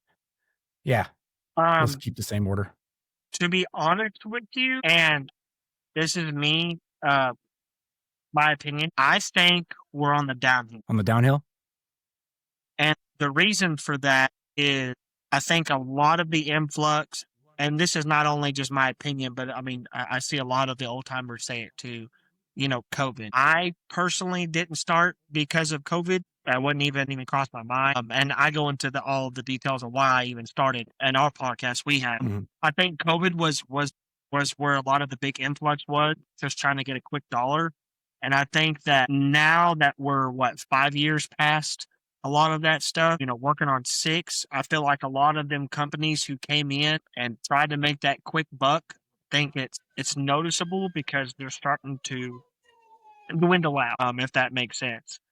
Yes, there's been companies that stuck around, but I feel like the people who are still here to this day and being successful, that's kind of important as well. I feel like they came for the right reasons, and that's why they're still here. So I think we're on the downhill of that. That's just my opinion. Mhm. You know, if you started this for the wrong reasons and don't have the right intentions, and you're just trying to make a quick buck, you're going to fail. And I think that the time is starting to happen where we're starting to lose people because of that. Yeah. Okay. Trevor, what do you think? Are we peaking? Or are We're we on either peaking. side of the mountain? Hey, repeat the question, please. No, you're good. A lot of people have gotten into bait making in the past 5 years, including a lot of us, right? And people who've been on this show. Do you think that we are on the uphill of that growth in the industry? Are we at the peak of it, or are we on the downhill where we're going to start seeing people phase out when it comes to small time like bait makers? I think it's going to continue to grow. I don't think it is going to grow as fast, but I think as technology evolves, like 3D printing and being able to design something a little easier versus with your hands, I guess. I don't know, easier because I don't do it at all. I don't do any printing at all. But I think making tools like that available to people, it's gonna maybe pique an interest and then, you know, help build their whatnot. Maybe get That people make any who sense? would have never gotten into it. Yeah. People who would have never gotten into it without the technology aspect of it are now. Yeah, no, that makes perfect sense. Or it's gonna, you know, people that might have been second guessing like how hard something was, they see, oh, this could be an easier avenue, and they got like they're tech savvy, so who knows? I don't think it's gonna, you know, skyrocket, but I don't think it's gonna come to a halt. Okay. But Awesome. this is What do only you my think? opinion. Oh, yeah, yeah. I mean, That's all any of this is. It's just a bunch of opinions. Go ahead. I definitely think it's on downtrending now. I mean, like Trevor said, there's going to be some people that are going to pop up or whatever. That's awesome. Good for them. But in the long run, it's here for the hobby. It's for fun. It's for, you know, it's not for money. And, Yeah. I don't know. It's like there's a lot of people that have fallen off, but I don't know if that's from just not having enough business or they're just out over it, you know. I'm just here for the long haul because it's my hobby and I enjoy it. Good stuff. Michael, what do you think? I think Eric touched on some good things with COVID, and I'm not going to contribute them all to malice. I think people needed something to do, and bait making was right there. And they may not have had the will or the experience to follow through, especially when they found that their time could be allocated elsewhere after the restrictions were they were into it for that period of time, but I don't think that they were doing it to try to extract money from the community. And as far as the downward trend, I don't know. There's been ups and downs this whole time. When people were getting their COVID checks, it was pretty up, and it goes down. Summertime goes up. People roll out. So it's like an ebb and flow that we're seeing. And I don't want to get too caught up with being negative, saying it's all down, because I know that there's going to be some other upwards trend for sure. Yeah. That's a fair point. Fair point. Matt, what do you think? Yeah, I mean, I think I don't know. It's a little bit hard for me to judge. I mean, I am, in all honesty, pretty new, you know, to the scene, but I do feel like the technology certainly facilitates getting involved, right? The you know, if you are tech savvy, if you're interested in fishing and you're tech savvy, the learning curve to build your first bait, to make your first mold, there's resources out there that it's not nearly as steep as if you had to carve baits from the start, right? You know, it's certainly the prototyping goes quicker and all those sorts of things. So I don't know if it's on an upswing or downswing, but I do feel like for me, the ability to be able to build baits as a hobby, you know, could I ever do this like for a living? I mean, it would take a hell of a lot to be able to do this for a living. And I don't know if I would want to even try to do this for a living because there's so many other things. I mean, Eric touched on all these other things, you know, having employees and all this kind of stuff to really make it work. It needs to be at that scale. And, you know, for me, I want to be able to build good baits that people respect and enjoy doing it, right? Can I make a little bit of money to pay for the business? I hope so. And that's great. And so whether it's growing or shrinking, I have no idea. But, you know, I just want to kind of be along for the ride build good baits that people like, and that's really about it. And that entry point, what Anthony is doing, getting people into resin the same way that people are, you have the ability to hop on and buy a soft plastic mold, but to have a resin formula ready and a silicone mold to go, it's going to get more people in. And I've talked to Anthony about this. I think he's on to something. That's one of the best things that I've seen in this community, the entry point in a long time. Definitely. Yeah, I agree. It's all Anthony's fault for sure.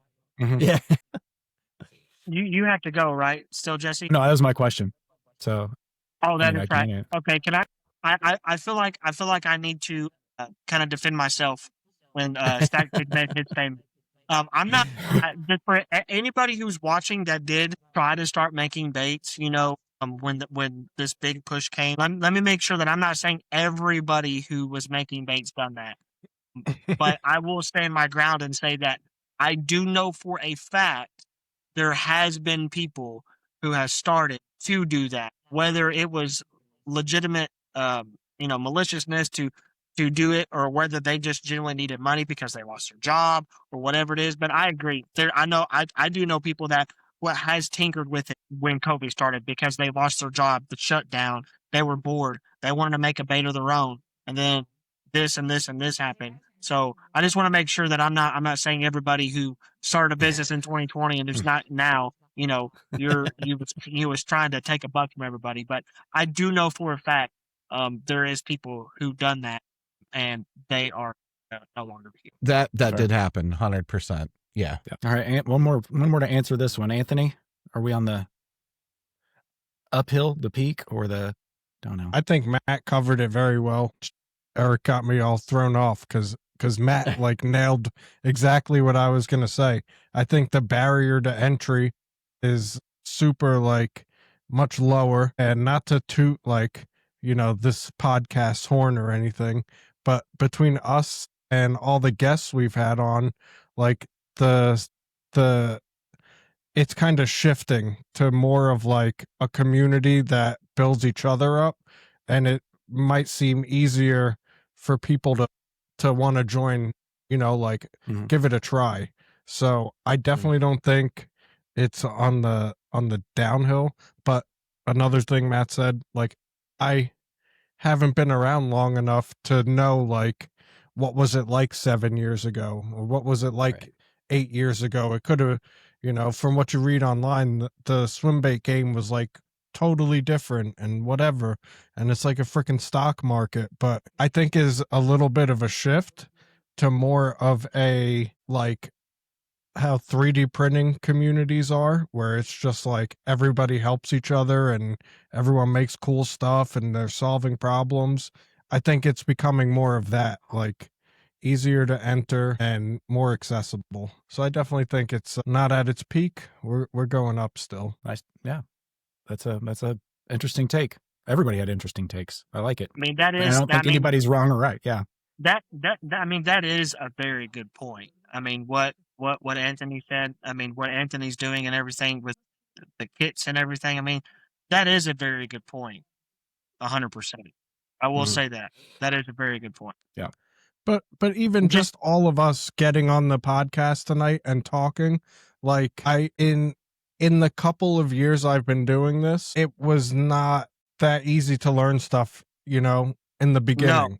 Now it's getting a little easier, and I feel people are more willing to share information, and the community is growing in the way of we're all doing something cool that we love, rather than I'm trying to be top dog.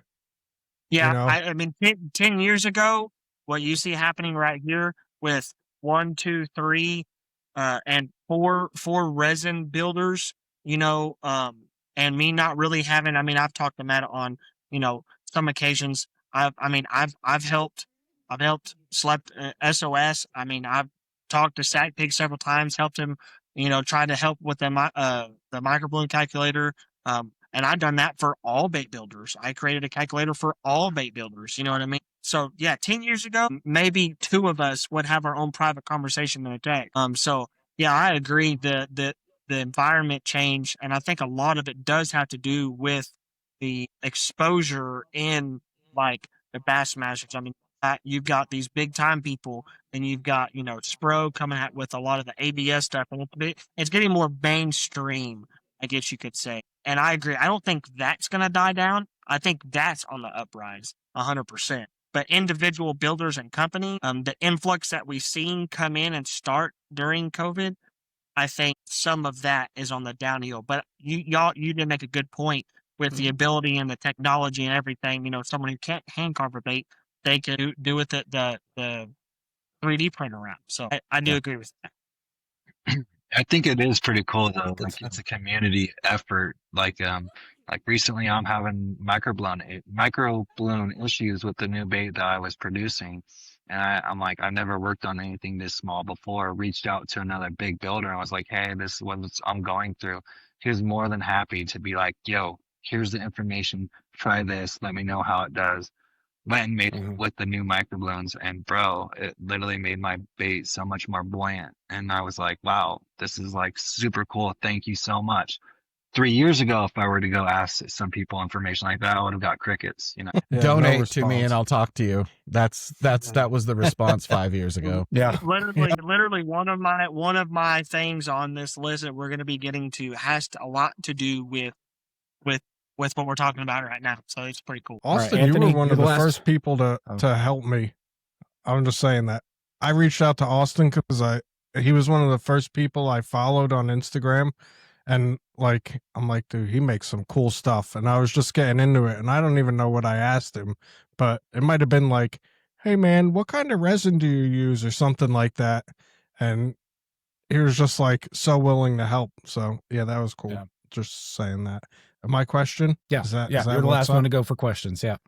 My question, if your tackle box could talk, what would it say about you? I guess I I'm didn't first. get to ask my question. You're first. You're Derek. first. I was It's all thinking good. I don't know if I want to answer this question, but yeah, you get to go first. My tackle box, the past probably 4 years has been a Lakewood Swimbait Universe collab glide bait box. So it would probably say you're a dumbass because you spend too much money. I That's like what it. it was. Yeah, fair enough. Fair enough. Trev, what about your tackle box? What would it say to you? It would probably call me some names for the housekeeping, but thank me for keeping it full. I like that. That's fair. I like that. Austin, what about you? Mine would probably be like, you're crazy for, all SOS baits mainly trying to force feed fish no matter what time of day or time it is. That's fair. Word. That's fair. Michael, what's your tackle box got to say about you? I only have one tackle box and it's full of hooks. So it's in the back of the golf cart and I drive around in dirt all day and it's just covered in like an inch of if you looked at it, I don't think it's even discernibly a tackle box. It's just a rectangular shaped piece of dirt. So maybe clean me. That's what I was thinking. I think mine would say, you do see me, right? Because like I said, I'm always fishing with the new thing. So I rarely open my tackle box. I keep adding boxes because my tackle box is really just like the storage area on my boat. And I just keep adding new boxes of baits in there and very rarely go back to the old box. But yeah, it would probably be begging for some attention. Matt, what about you? Mine would say I miss you because I don't get enough time to fish that much lately. So, Well, that's going to change here pretty soon, right? it is.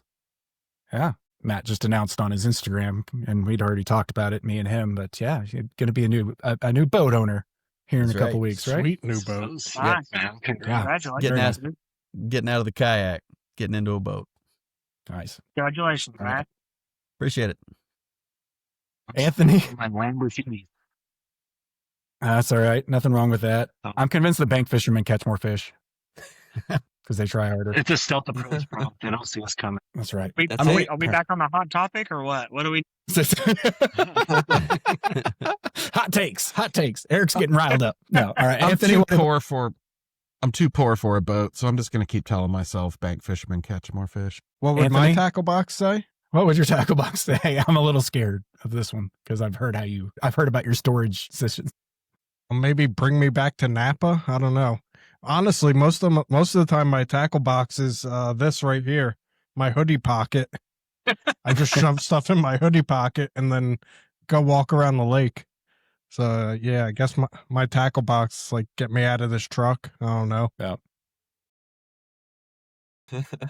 I'll let people know what happened. We just ended the episode, and then I realized that Matt realized and told me that I didn't let him ask his roundtable question. So, yeah, this is us from the future, and I'm just going to insert it at the end of the roundtable section. So, hey, go ahead, Matt. What's your roundtable question? Cool. So I'm actually curious. So at what point? So I mean, all of us, are developing baits, and it's kind of a continual process. But at what point are you satisfied that the bait is ready? When is it ready for you? I knew it was going to be a good one. Go for it, Eric. I'm first, right? Yeah. Ouch. Because I know you've been working on a big glide for a while. It doesn't leave a sight. Fucking Jack. Every bait that I have a lot in mind. You can ask Anthony. I've got like 6 designs I'm working on kind of all at the same time. Every bait that I make, I have a desired action that fits me and kind of my style, if that makes sense. Like my VG2, I built around me. And if you've watched other episodes and podcasts I've been in, I go down a rabbit hole on why I designed the bait the way I did. So there's certain characteristics that I look for in a bait. Obviously, my opinion of a good bait is stable, no belly roll. That's my opinion. Some people love a belly roll. I don't. I want a good stable bait. I want it to be able to burn. I want it to be able to chop, and I want it to be able to glide as best as it possibly can. But when I design a bait, there's specific characteristics in that bait. That's why I'm designing the bait in the first place. And I will not stop until all them boxes are checked, if that makes sense. And you mentioned this bait.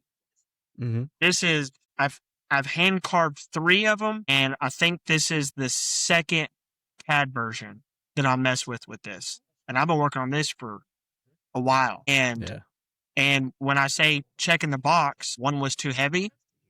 And it could be simple as that. You know what I mean? And I'm right back to square one.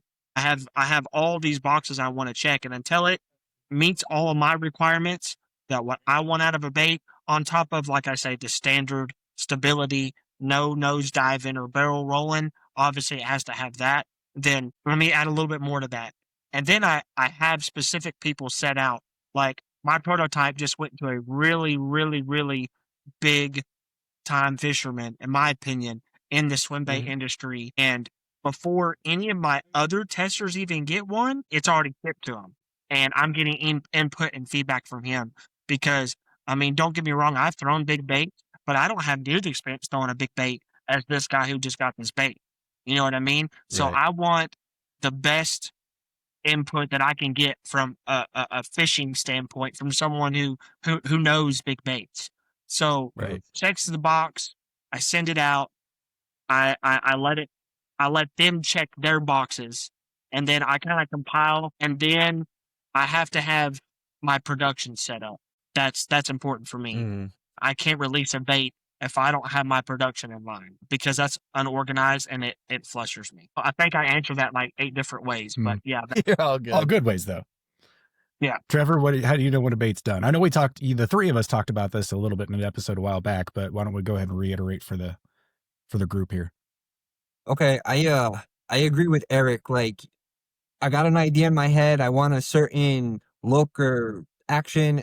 I have to have those boxes checked off. But then, I'm going to send it out to people, but I got to catch something on it first. You know what I mean? Before I can even want to try to expect someone else to fish it. Like, I've got to learn the ins and the outs and, like, give them the advice. Like, okay, this is how it didn't work. This is how it did work. And then once I start getting, the data back, I guess, and like taking this and this and like putting it together, then I can be happy and let the public be happy. That makes sense? Yeah. Austin, what about you? Just like Eric and Trevor said, in your mind, you have a certain action you want out of the bait. And as soon as you get your recipe correct and it performs to what you like, you look at that thing and you see it's swim water, like, that's it. That's what I want. That's how I know it's ready. But I also have my feed hunters that I send my baits out to so I can get my R&D done. And then they're going to give me some heavy criticism, and I have to sit there and be happy taking it. I'm like, thank you guys, because I need to know how durable the bait is. I need to know how it performs at different water temperatures from where I live. There's just a lot that go into it. Good stuff. Michael, when do you know a bait's done? Mine is it's a mixture between hypothesis to theory / fun. So if I'm developing something, I'll go out and test it. But if I'm not having fun fishing it, that's when I have a problem. And it does hit, it hits those check boxes, right? Is my hooks getting caught up? Is my tail getting wrapped around a hook? Is it not swimming right? And all of these add into, I'm not having fun fishing this. Too many problems are happening, and I'm very in the moment. I want my bait. I want to be out having fun, not having to worry about all of this other things going on. Like, I set out to make a rat bait that the tail couldn't get caught in, like the back hooks. That really made me mad. I woke up at 3 a.m. to go fishing. That's my best cast. My tail just got caught in the hook. I'm not having fun. That's not fun. I'm actually not having fun now, and I'm pissed off that I ruined my best cast. So I need to be having fun, but I also want my hypothesis to work at the same time. No, that's fair. I'm going to answer this very briefly in two different ways because I make two different types of baits, right? Like I primarily make wooden baits, like one of one hand carved stuff. So those baits are done when I'm done working on them. Like, there's not much I can do after that because it's done. I just have to hope that it has a good action. And I've learned enough along the way that it usually does. And I try to make sure that I'm not like trying to do anything crazy when I'm doing a like innovative with a new or with a wooden bait. Like, I try to stick with like your swim baits or your crankbaits and sometimes glides. And those are pretty straightforward and I can kind of get those done. So those are done when they're done. As far as the few production baits I've done, those are done whenever Anthony and Trevor convince me just shut up and sell the bait already, in my experience, because I have an issue. Like, I'm a perfectionist that, like, it's never perfect. And I get caught up in a lot of the small details that don't matter to 99% of people. And so I've got a big complex about that. So I have to rely on other people to smack me and say, hey, like, it's 95% of what you wanted going into it. Like, it's good enough. You can keep working on it, but release the bait, right? So that's what we just kind of went through there. That's been my experience as far as the few. I've not done near as many production baits as you all have. I've only got a couple. And that's been my experience, though, is like one of them I pushed out too early and one of them I probably held on for too long. So, yeah, I mean, it's always hard to know and figure out like when you've reached that point of diminishing return, right? I mean, because you could continue tweaking this, tweaking that, and all those sorts of things, and it may make a difference, but it doesn't make a measurable difference. Right. Right. Now, if it makes a difference to your eye and what you want out of that bait, well, then it's worth making that change and figuring that part out. But in terms of overall performance of the bait, you know, I think at some point you do reach that point of diminishing return and then you're just spinning your wheels. Yeah. You know, but it's always hard determining when that is. When have you reached that point? You know, this is why you need a good community around you to be like, hey, stupid, like, just, it's a great bait, release it. Right. So that's what, So Matt, for you, when, like, specifically, when for you do you call a bait good? Oh God. Well, I guess if I'm being 100% honest, I don't know, really. So my little glide bait, that's a bait that, you know, I went through several iterations of it, got it to the point where I was pretty happy with it. But you also, I think, with a new bait, you know, this is something you're releasing out to the public, right? And so there's this anxiety, you know, that's, I think, constantly there. And I sent this one to a couple of buddies and they went out and fished it and they just started stroking fish on it, just catching tons and tons of fish. And I was like, holy crap. Okay. This thing works. But I still personally wasn't quite happy with it.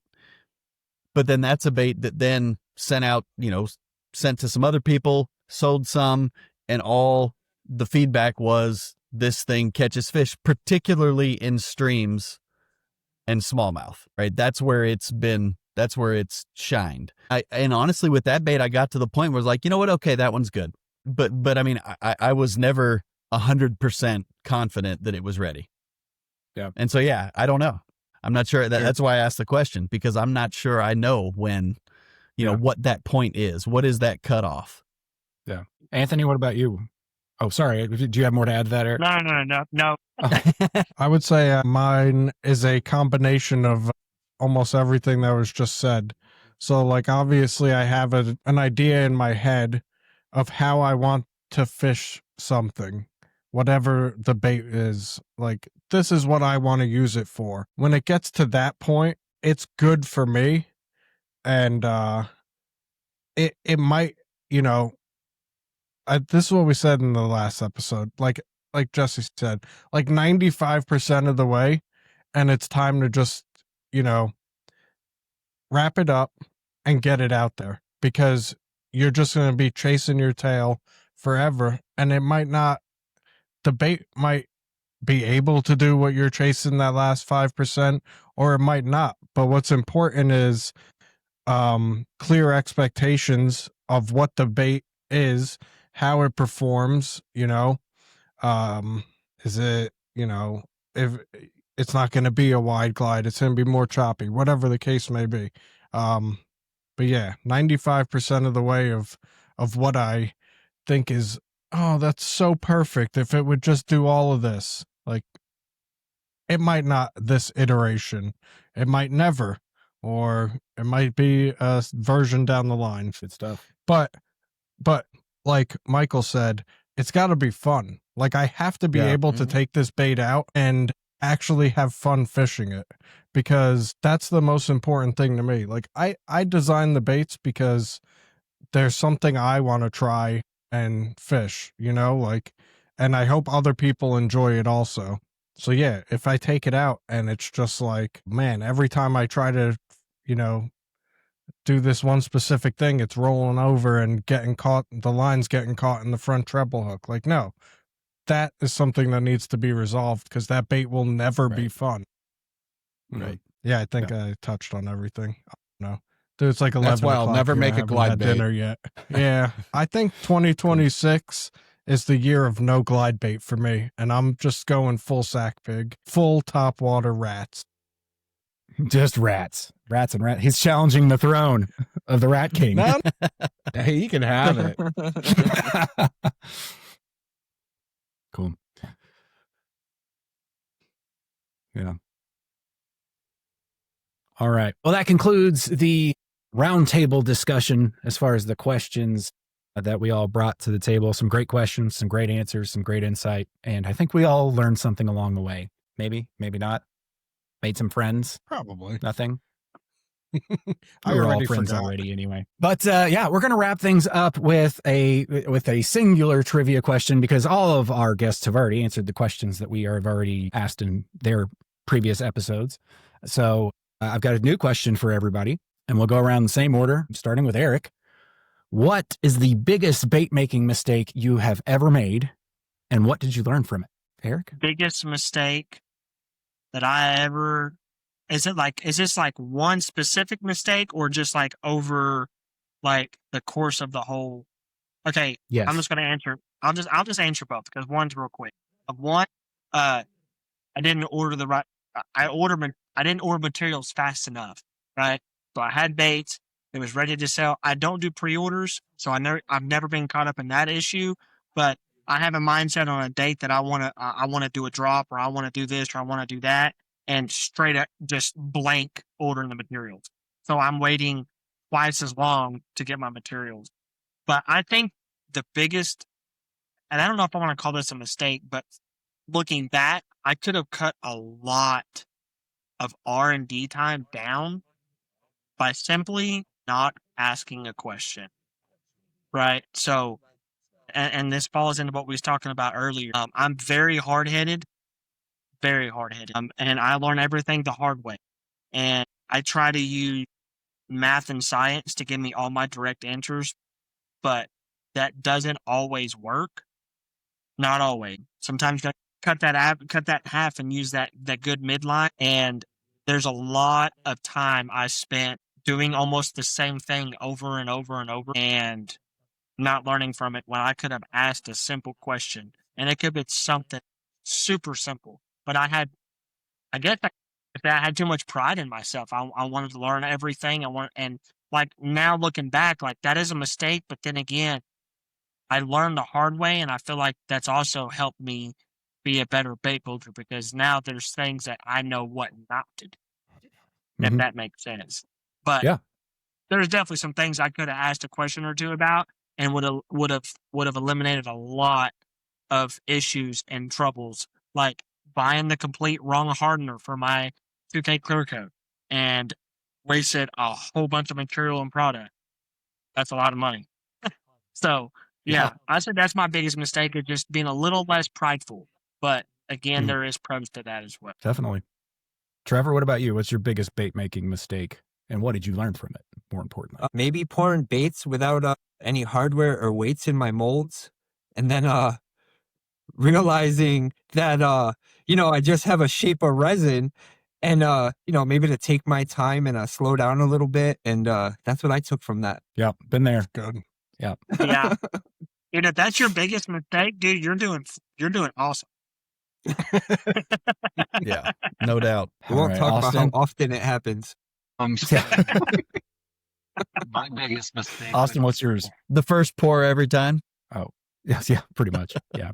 Go ahead, Austin. Yeah, no, mine would be first when I first started making baits, I did about 20 glides, put them all, made them, poured them all, and I just started plugging weights into them and sealing them and thinking like, yeah, this is gonna all work out.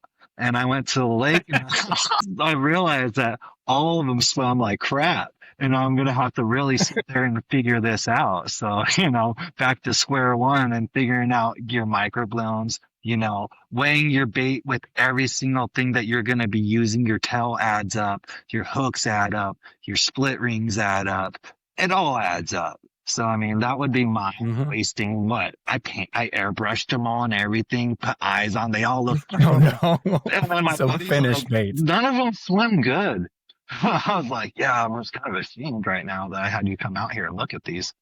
But yeah, so going back to square one, and like Trevor said, take your time with everything now, and that's gonna make everything perfect. And test each bait, and I mean, Sure.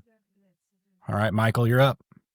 What's your biggest mistake bait making wise? My biggest mistake was not wearing personal protective gear early on, and I developed a sensitivity to something. I don't know what it is, but my lungs are completely damaged now. I have a hard time breathing. I'm allergic to just random things like store-bought mayonnaise or spicy mustard, broccoli, cucumber. Like, I just became allergic to a wide variety of packaged materials. I can eat In-N-Out mayo, but I can't eat any mayo from the store. So that's how I have, like, it's so strange. But yeah, my breathing has definitely taken a giant hit, my lung capacity, and just, it's made my life definitely lower quality, I'd say, and probably shortened my lifespan. So, and I was using the Alumilite UV at the time, which was highly toxic before they reformulated it. And I didn't care very much, and now I care too much, but it may already be a little too late. Yeah. Always got to wear your PPE, especially when you're dealing with stuff that can get in your, almost said can get inside you, but sorry. Anyway, no, that's a great cut point. that out. You can cut that out. You're good. Yeah. It's not intentional, I promise. I would have to say my biggest mistake was, well, it's something that's happened multiple times, enough times that I'm incredibly, I'm embarrassed to say probably how many times it's happened, but that's dropping a bait that's got fresh clear coat on it. Like, that happens to everybody, once or twice. It's happened. It's in the double digits for me at this point in time. In the, probably 20, 30, 40 times. I stopped counting after a while because there's just been too many to count, and I don't like to relive that. And I don't sweep my shop floor very often. So it's not like I can just oh, it's fine. I just got to I got to touch up the clear on. No, it's got, sawdust or resin bits or dog hair or whatever, just completely covering the bait. Cause it never just falls flat. It'll fall and bounce and roll.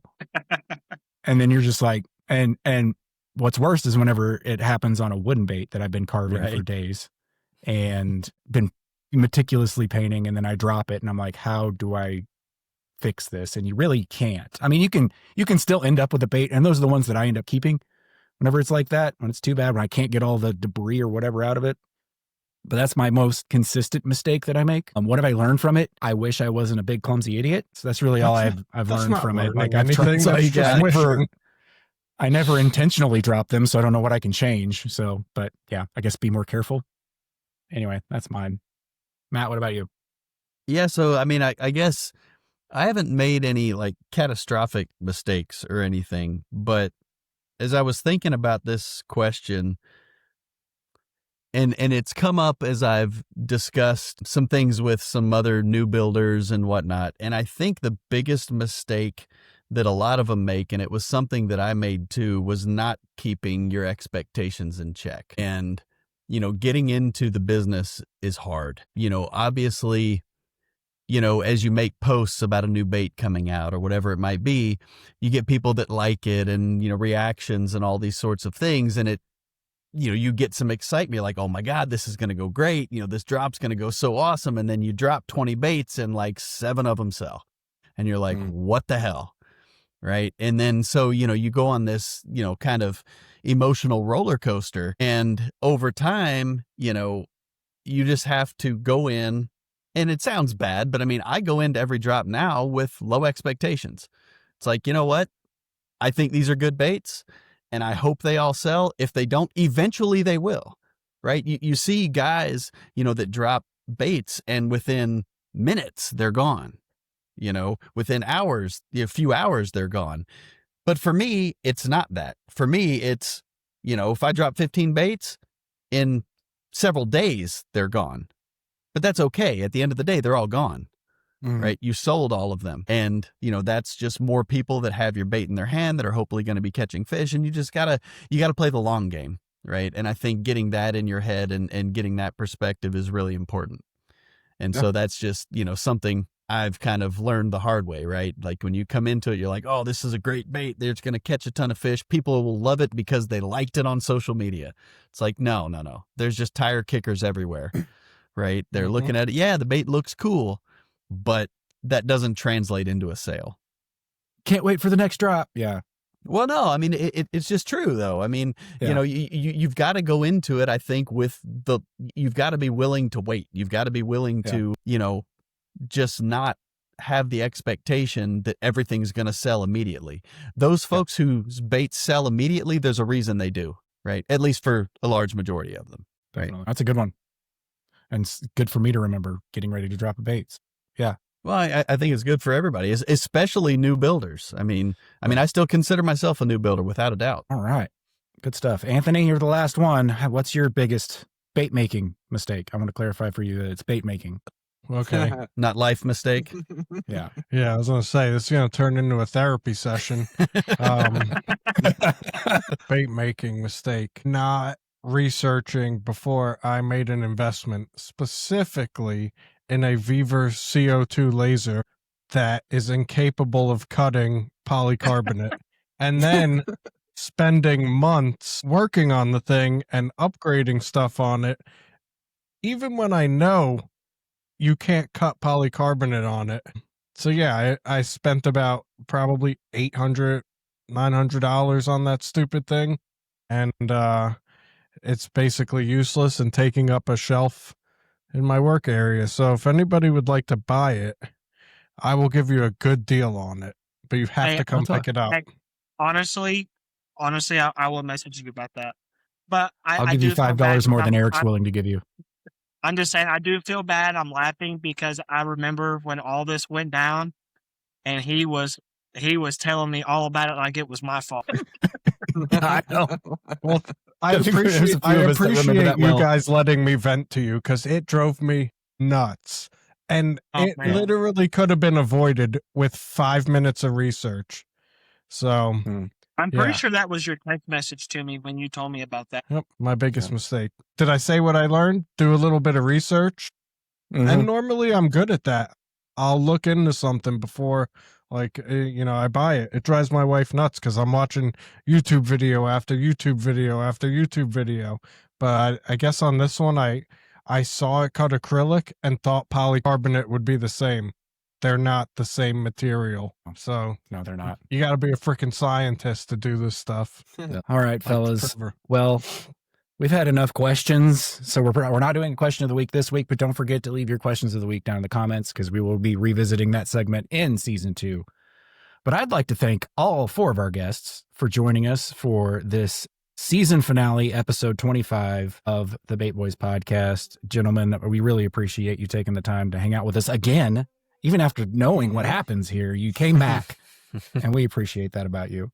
Thank you very Yes, much. thank you. Thank you for having me. Yeah, thank you. Of course. Yeah, thank you, boy. We'll Thank have to you. do this again. Fun as always, man. Fun as always. A lot of laughs. That's what we're all about. We're about having fun and building the community, and that's what we plan on doing in season 2. So we'll leave links to all of their social medias, websites, every way that you can follow or get a hold of each of our guests in the description down below, as well as links to their individual episodes. So make sure you're checking those out. Make sure you're following all of them, and you're staying up to date with all things versatile baits, slept on swim baits, Giff Glidez, and SacPig. From all of us here at the Bait Boys podcast, thank you all so much for a great season 1. We really appreciate it. We've just seen a lot of growth. Stay tuned for season 2 because it is going to be awesome. We've got a lot of really big things planned for season 2, and that will be kicking off towards the end of December with episode 1, which I alluded to earlier. It's going to be a banger. So hang out. Don't go anywhere. We will be posting some stuff in between during our 6-week break. But we really, really appreciate you all sticking with us through the season and sticking through with us to the end. And as always, we'll see you next season.